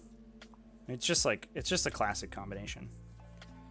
And you can accent it with cool stuff too. Like, you could throw an orange in there and it kind of meshes. You could throw a white in there. I do a lot of white as well. It just, like, I don't know, it just takes a bunch of colors really well. Oh, my Star Wars Legion is green. I have camo green Clone Boys. So I have a Star Wars. So there is a Star Wars Legion tournament, I should say, this weekend on Sunday. So I'm playing 40K on Saturday in this RTT, and hopefully Harridan does stuff. And then on Sunday there is a Star Wars Legion tournament, and I'm so fucking conflicted over whether or not I should go. On one hand, I feel like I have a lot of Star Wars Legion stuff that I spent much time painting, and I kind of want to use it. And also, I kind of want to get more experience at the game because I'm still like under 10 reps with that game. But also, Star Wars Legion is not the most fun game in the world, and I have a lot of videos to edit. So I'm like, I don't know. What do you think, chat? Should I play Legion this weekend?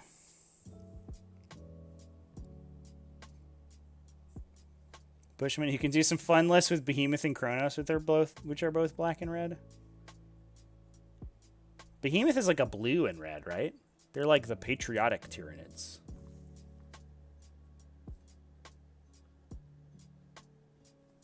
I have one of my locals was getting into Tyranids, and he was asking me some advice, and we were talking about tactics and stuff, and he started playing into Behemoth and Kronos, and he was like, dude, I'm sold on Behemoth. And I was like, bro, I should probably put more reps in it with Behemoth. I'm just like, I'm all in on this Harridan right now, and I think the Harridan's only playable in Kronos, really. Or like a dumb Jormungandr meme. But, man, getting Smashy High Tyrant to Strength 8 is like such a huge deal, because that guy keeps flubbing on T4 stuff. Just like going into Intercessors and not having to automatically reroll your wounds is like, seems like it would be such a big deal.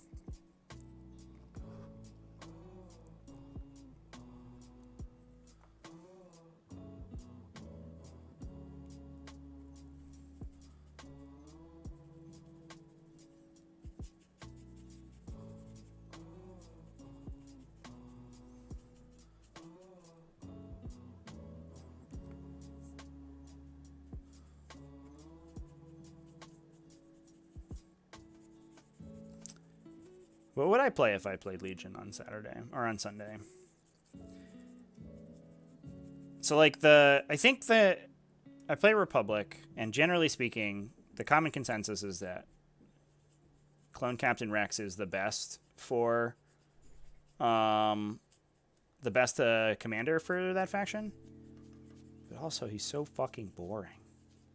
And I played Obi-Wan and Anakin the other day, and that was cool as hell. But also, it might be bad, and I'm not sure. I also played a Saber Tank when I first started, and that was really cool. But it kind of requires good terrain. I don't know, man. I just can't decide.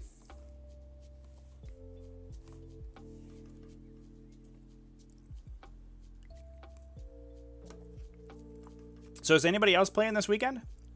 Does anybody have any game plans or events that they're going to? Stuff like that?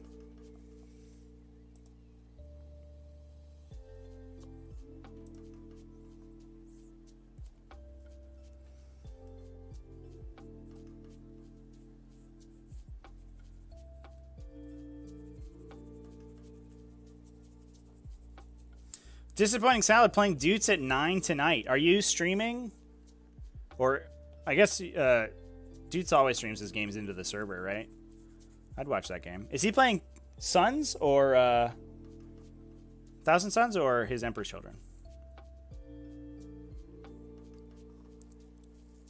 Jonathan, RTT tomorrow, finishing up some Fusion players for. Good luck, man. Samesies. Are you playing, Pure Harlequins or Eldari Soup?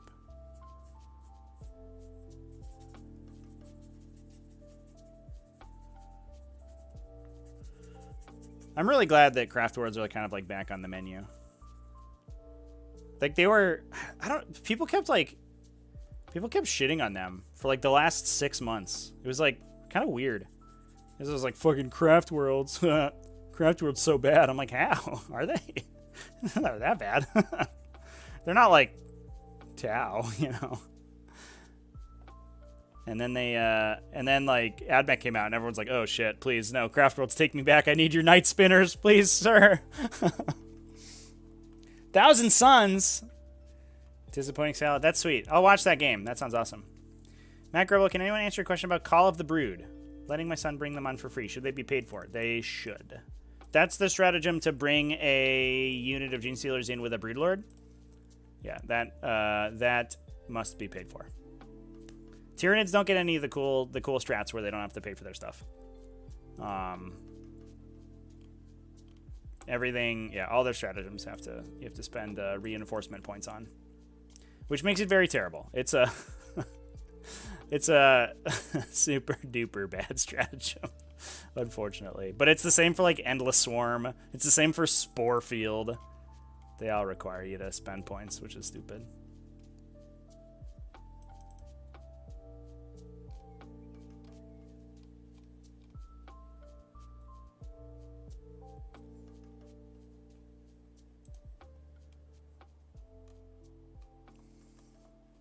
Bushman going to Ireland for 3 weeks. Dude, that's awesome. I used to live there, you know. When I was a little kid, though. It was way cooler than I gave it credit for as a kid. Like, as a kid, you're like, oh, cool, another castle. All right, Dad, whatever. And then as an adult, you're like, I lived within driving distance of 6 castles? At any point, I could just leave my house and go to a castle? Are you fucking kidding me? So, like, yeah, I don't know. I want to go back. I want to go back and chill and hang out. Go to some pubs. I was also, like, 6, so the pub scene, not quite as exciting when you're a tiny child. My parents would still bring me, though, because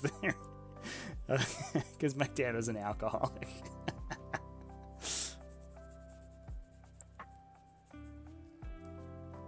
Jonathan had a lot of trouble getting coins for the army, barring some Drukhari. Uh-oh, Jonathan. Not like this. We've lost you to the Drukhari. Painting 40 Gene Stealers, Tom Sawyer. Good luck, buddy.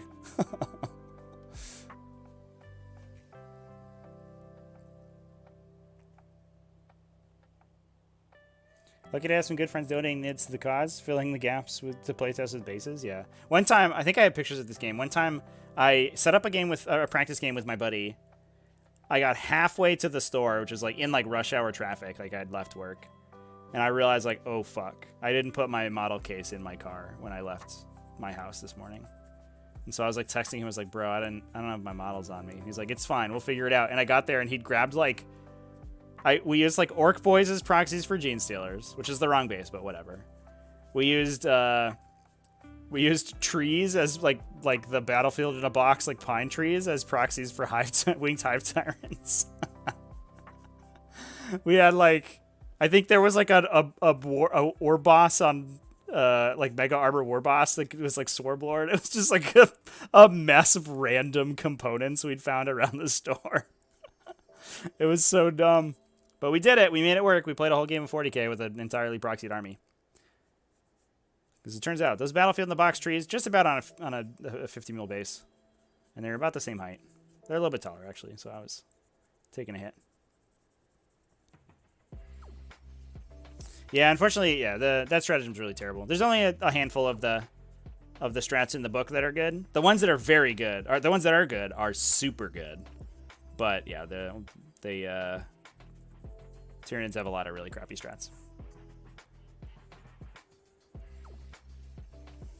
That's the downside of having a codex like from an era where GW sort of didn't know what they were doing with 8th edition.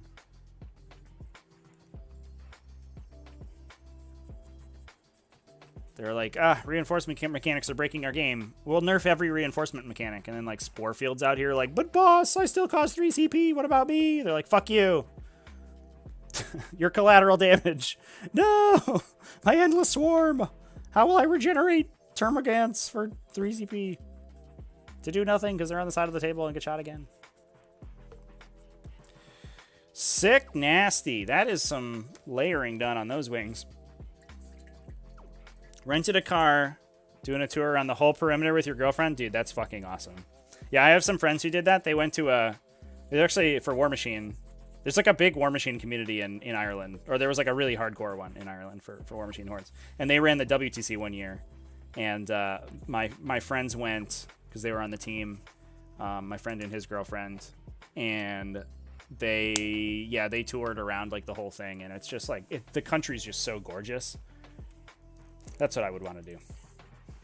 I'm not like one of those people who tours and like, you know, does like the super touristy stuff. I love getting in a car and I love going to places and then getting out of the car and looking at the things. I like to find the things that are off the beaten track for the most part.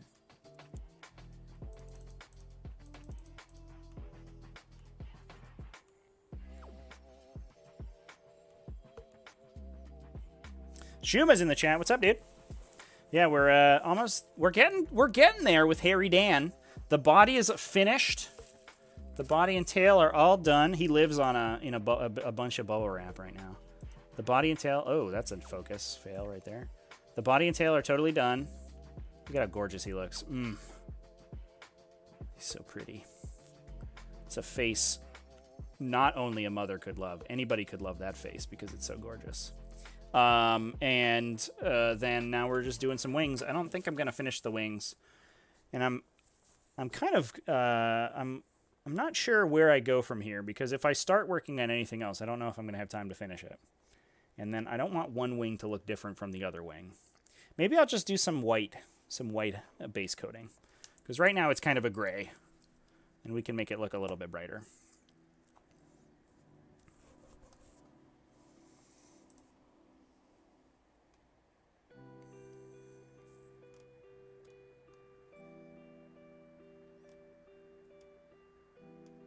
Dr. Dude's in chat. What's up, dude? Thanks for the well wishes. Appreciate it.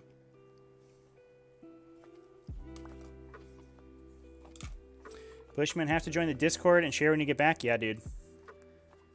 100%. Glad you're having a good time. Yeah, anybody who's not in the Discord, ! Discord in the chat will get you there. It's a fun time. We talk about stuff. Life, the universe, and everything. 40K. A lot of MCP going on right now. We play lots of events, too. So if you're into TTS 40K, oh my god. That's the place to be. We start between 2 and 3 new tournaments every week. And then we do big events. We got a Youngbloods event coming up, which is like super casual, laid back. You don't have to submit a list. You just play whatever you want every week. We also talk about, we talk a lot about what dice roll means. We talk a lot about really stupid rules that make the game terrible, but, you know, it is what it is.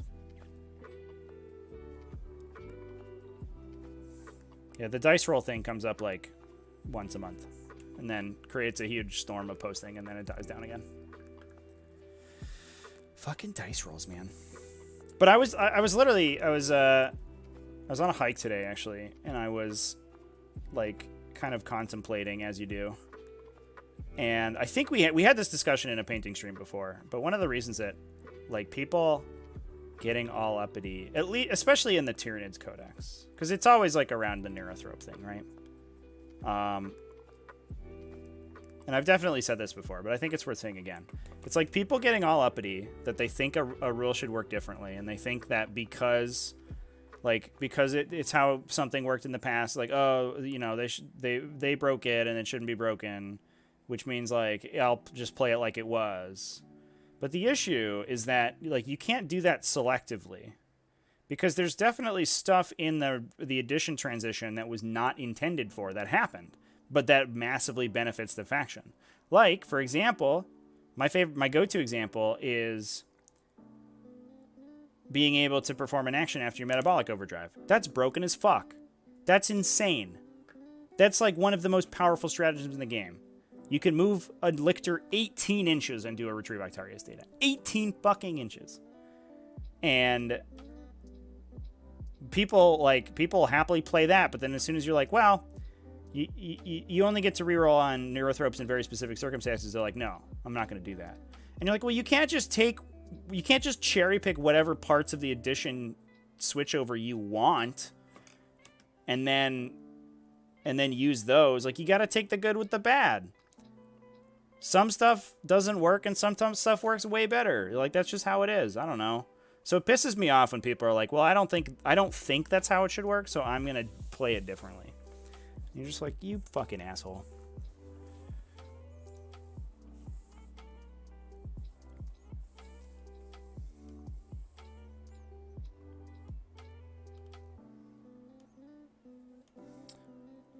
Isn't that the attitude? Isn't the attitude to do what you want with what you have? Yeah, basically. Yeah. Yeah, you just gotta, you gotta take it as it is and play with that. And if it's like really such a problem with you, like for you, you can just play a different faction. Or you can just play a different game. I don't know. But like massaging the rules to like make yourself feel better is just so shitty. I mean, it's straight up cheating, right? Like it is. I don't know. I'm griping again. Because there's definitely players who like will just ignore rules that are not favorable for them, and it pisses me off.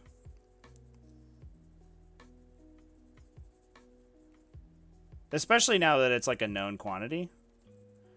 Like when the edition ticked over, I didn't expect anybody to know that reroll thing. I didn't know the reroll thing. There's a bunch of shit I didn't know. I still don't know. I mean, I'm sure there's like a billion interactions that I have no idea. Because the rules are so dense. But like now that it's a known thing and you can't just be like, oh, I'm not going to do it.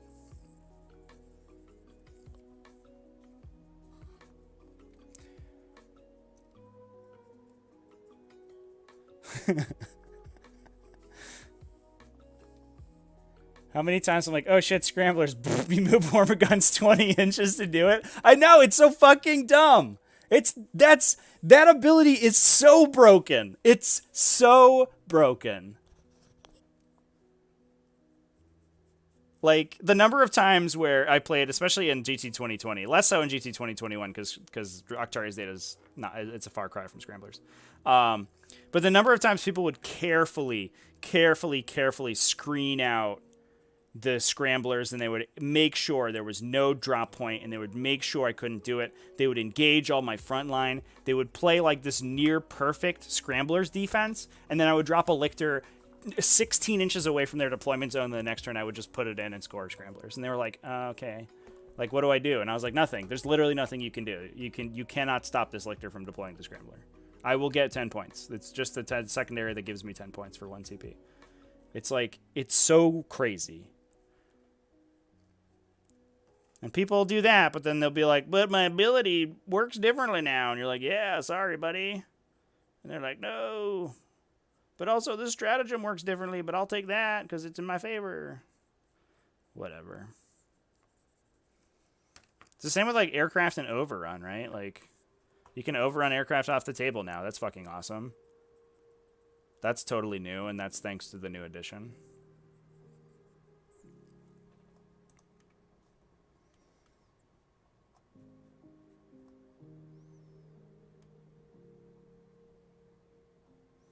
Yeah, I mean, I was rerolling, like, literally, you know, people keep pointing out to me, they're like, well, in this video, you rerolled with Neurothropes. And I was like, yeah, because I had no idea that rule was a thing. But now that I do know it, I can't just ignore it. Like, it's there. Like, I mean, a lot of these rules that we talk about come up because, it's usually because community members notice them. And then they bring it up to people, and then people are like, oh yeah, that is how that rule works. And then it gets, like, disseminated around the community. Usually then it just makes its way into the FAQ doc. And that's how that happened. It was Heliverate, actually, I think. He was like, how does the and I mean, kudos to him, I think. Also, I ruled the other way, and he was like, I don't think that's true. And I was like, let me look again. I was like, holy shit. Actually, no, you're totally right.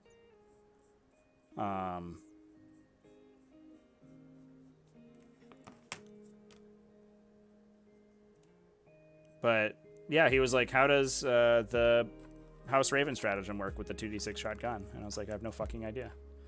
Oh shit, it doesn't. You can't reroll a roll of 1 because you didn't have any. You have a roll of 7.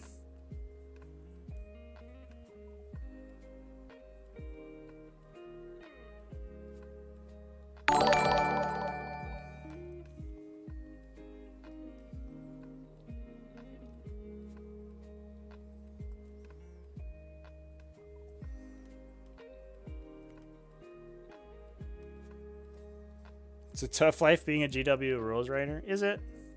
It seems pretty easy. You just kind of do whatever and then you get paid. I guess you don't get paid very much though, and then the company shits on you. It is what it is. New one came up today, Trevi. Can Harridan never be charged while hovering because he loses the airborne rule. Harridan can never be charged while hovering because he loses the airborne rule. Let me see.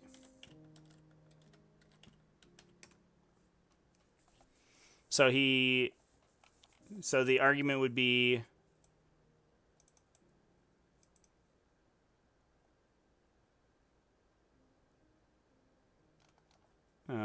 that the flyer rule takes precedence.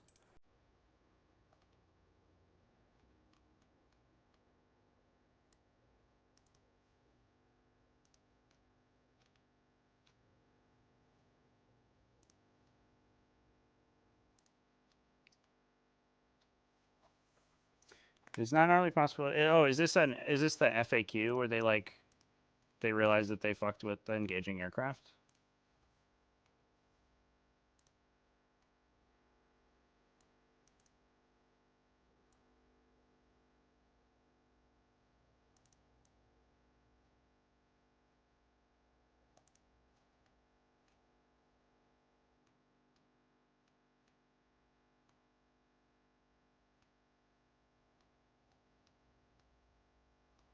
Where's the where's the section on not being able to move into aircraft from? I forget.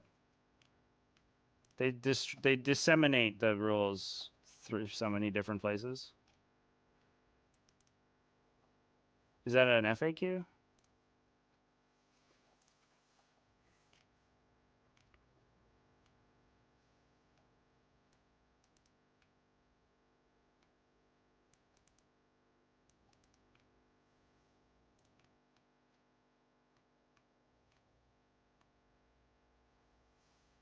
It's in charging aircraft.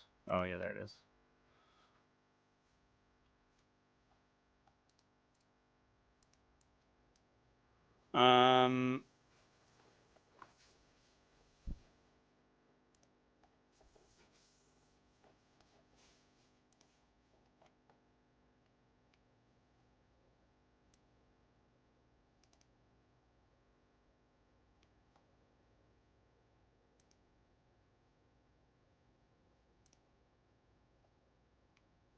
So yeah, I don't. There was a rule. There is a rule that overrides the aircraft engagement rule. And now I have to remember the interaction because it came up at one point.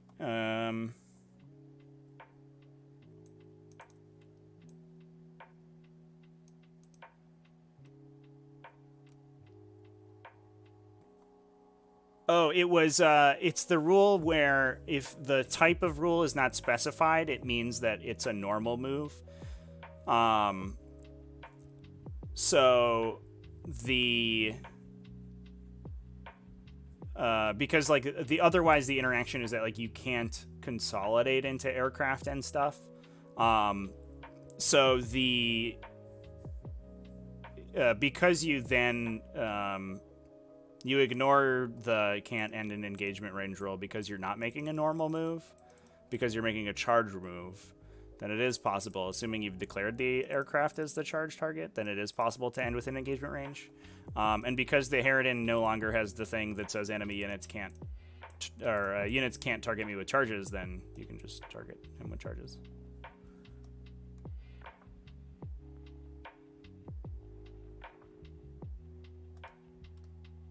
I believe that's the interaction. It's like several layers deep. It's very annoying. Because yeah, this game did come up one time because somebody, we were discussing on, it was in a commentated game. It was Wolf Amiibo versus Tyranid Ben. And there was a discussion based on whether or not you could heroically intervene into aircraft. And, the consensus was that you could. What brush was I just using? Did I put it in my jar because I was busy reading rules?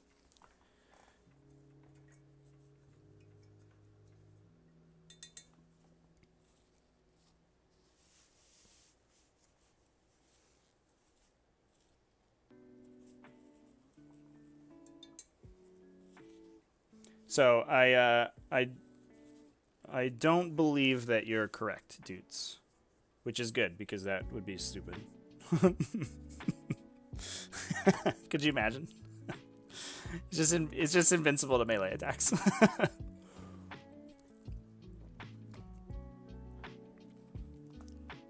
The consolidation thing is weird.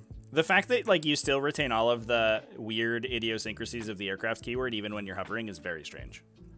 I kind of feel like that maybe should not be how it works, but you know, it is what it is.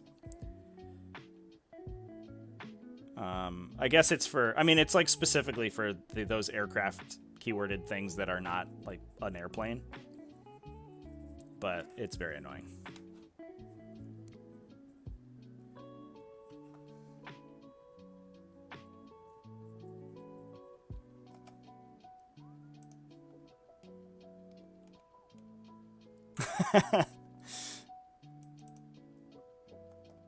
Artemis and Alex, thanks for the kind words on the on YouTube there. Appreciate it. Difficulties finding a cool color scheme for Tyranids. Finally found an undercoat with army paper barbaric skin. Sotek green with the color shift dark blue. Wow, that sounds very involved. It sounds very Technicolor though.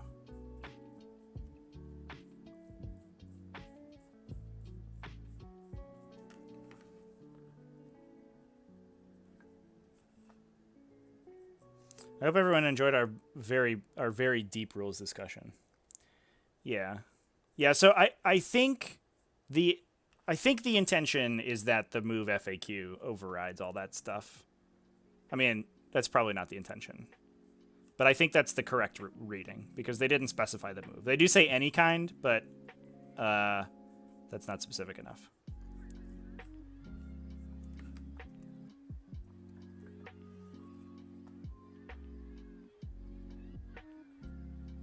That would be super funny, though.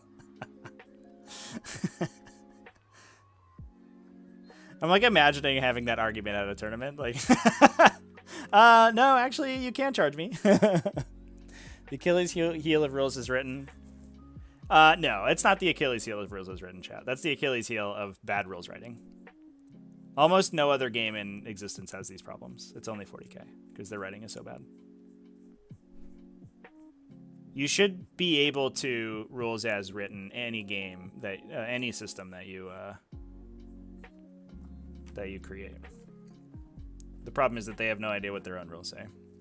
And the worst is that we used to have an FAQ rule, a house rule on the server that, and I still go back and forth as to whether or not this should be reinstituted. But again, it's like sort of it's kind of a gray area that I think there's a lot of like ambiguity to, where I just ignored any GW FAQ that created an interaction where none existed before. So like I think the primary example, the one that I gave I think in the FAQ document was the GW FAQ that allows you to advance after quickening, which directly contradicted another GW FAQ and created the interaction between advancing and quickening that didn't exist, because nowhere in Quicken did it say you could advance. And that like smooths a lot of these things over, because honestly, like GW's new policy of like doing kind of aggressive FAQs might be the worst thing for the rules, because like it might literally be worse than not receiving FAQs, because they often just add these new interactions with FAQs that have no precedence in the rules, and they create these like brand new interactions that are fucking bizarre.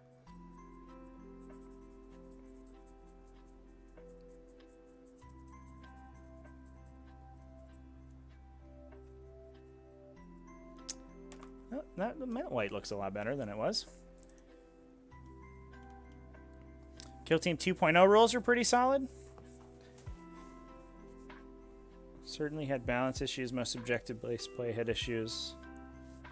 Slogging it out was pretty solid. Is that Kill Team 2.0 like the Octarius box, or was there a Kill Team 2.0 rule set like for the OG Kill Team? I don't know what to call OG Kill Team. The Kill Team with the Admech and the Gene Stealer cult? Was it in the starter box for that one?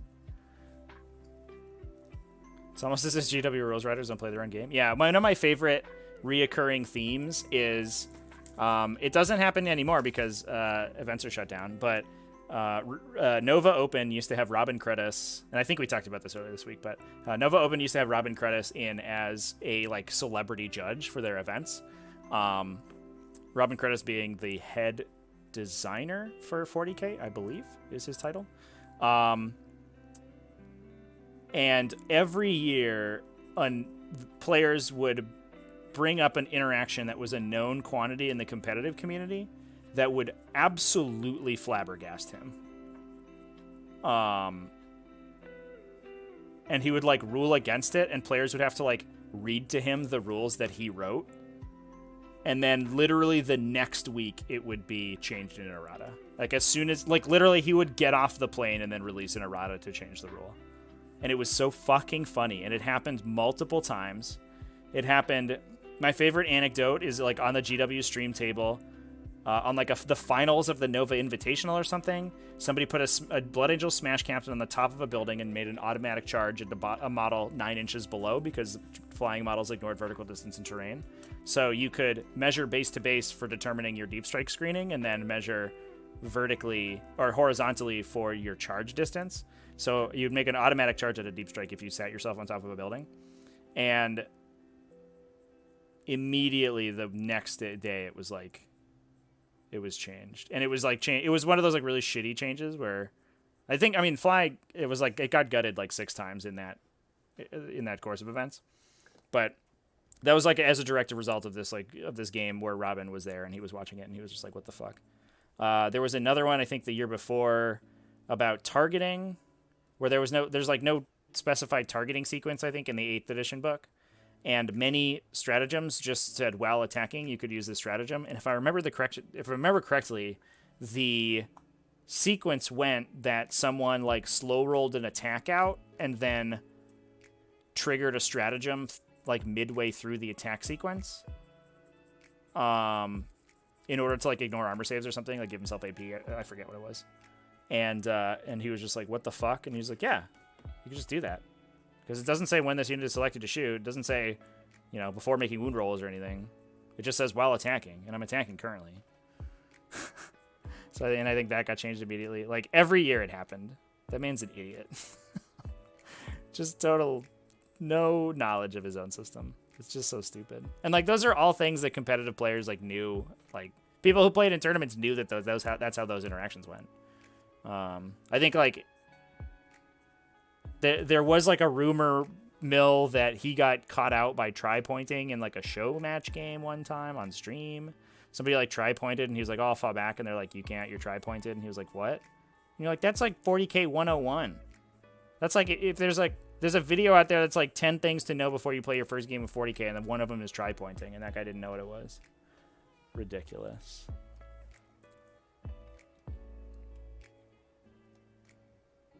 .2 was the Rogue Trader kill team. Oh, with the Arena launch. I got it. No, is that Arena? No, Arena was something, whatever. I don't know. I understand what you're talking about now. 3.0 isn't really comparable to 40K. Wounds and range have changed. Yeah, it looks good. I mean, the core system, at least like it looks designed, like it looks like somebody put thought into it, which I can't say for a lot of the other games.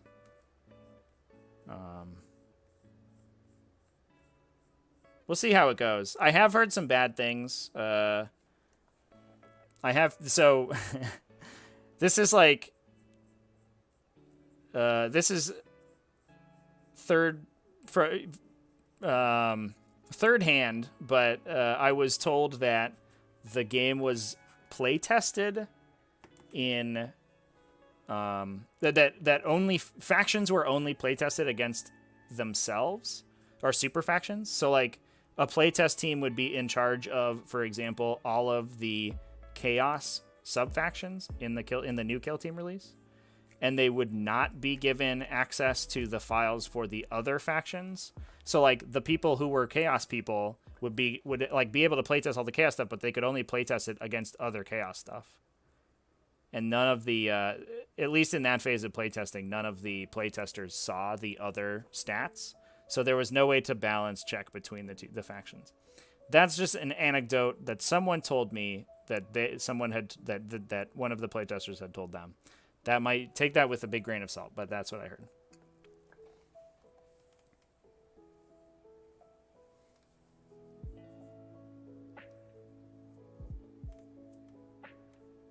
Robin Curtis is rolling in money? Maybe. I mean, I'm sure he's doing well enough for himself. I mean, even being the lead designer of 40K, I don't know if you make, like, rolling in money. He probably just makes good money.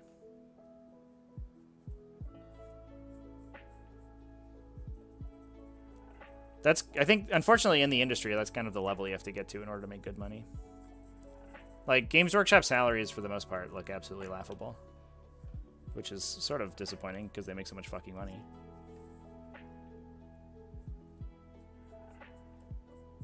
But you have to get to, like, team head, I think, before you kind of get anywhere with a decent paycheck.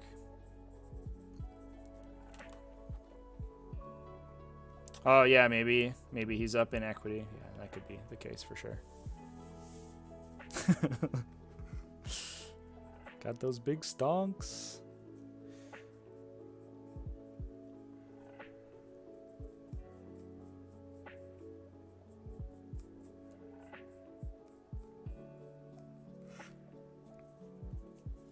All right, champ. I think I'm going to finish this layer of white, and then we'll probably call it an evening. I think this is a level of quality that that's acceptable for a local RTT level. We have the body done. The wings are, I call them a third of the way done. At least the colors look okay, but we do have to do a lot. There's a lot of highlighting to be done in the future.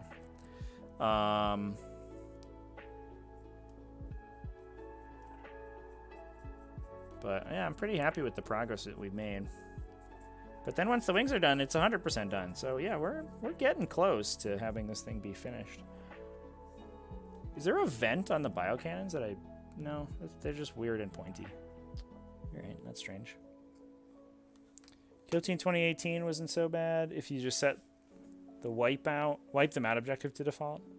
End of 5th round, most models wins. Yeah, I mean, the issue is that, like, the 40K rule set is such that, like, if your dude gets stuck out in the open, they just fucking die, right? I guess it wasn't quite as bad in Kill Team because you didn't alternate activate on ranged attacks, right? You would like whole army activate on ranged attacks and then in sequence. So like if their entire team shot your one dude, he would die. So if like you had a guy on the objective, you had to survive. He would not survive. I could definitely see objective play be really awkward with that system for sure.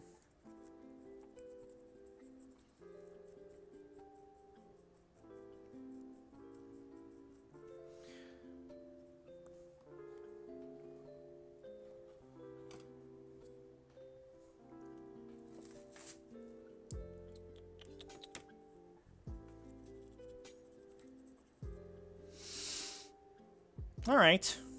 I think that's good enough to call it a night. You could ready and shoot first. Right, but like if you were playing like an objective based game, right? Then you were typically having to move, so then you couldn't ready, right? I don't know. I didn't play too much of that game. I only played a couple games. So I'm not super up on the strategy of how the game worked or even how the missions worked. Let's find somebody to raid. Hey, we broke our subscriber goal. Thanks, chat. 79 subs. I appreciate everybody for the gifted subs. Bushman, thanks for the gifts.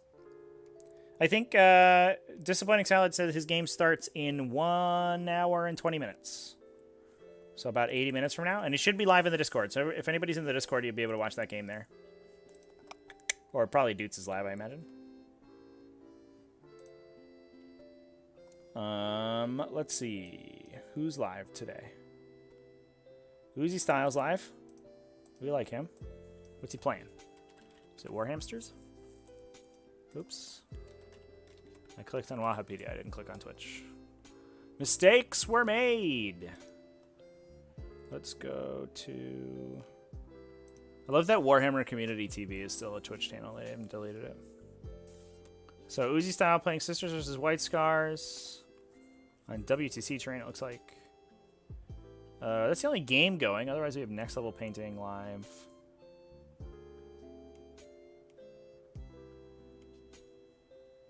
Yeah, we'll hang out with Uzi Style.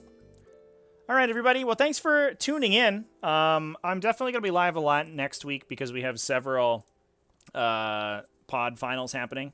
So we'll have a rapid fire 1 final. We have pods 5, 6, and 7 finishing as well that next week. So we'll have a lot going on over on the Twitch. So stay tuned to the stream schedule, both on the channel and on the Discord, and do that stuff. And here we go.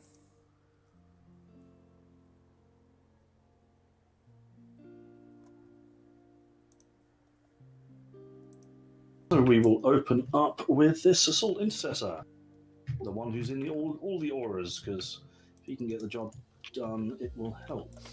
Yes. So he has 5 attacks. You have 1/6 available.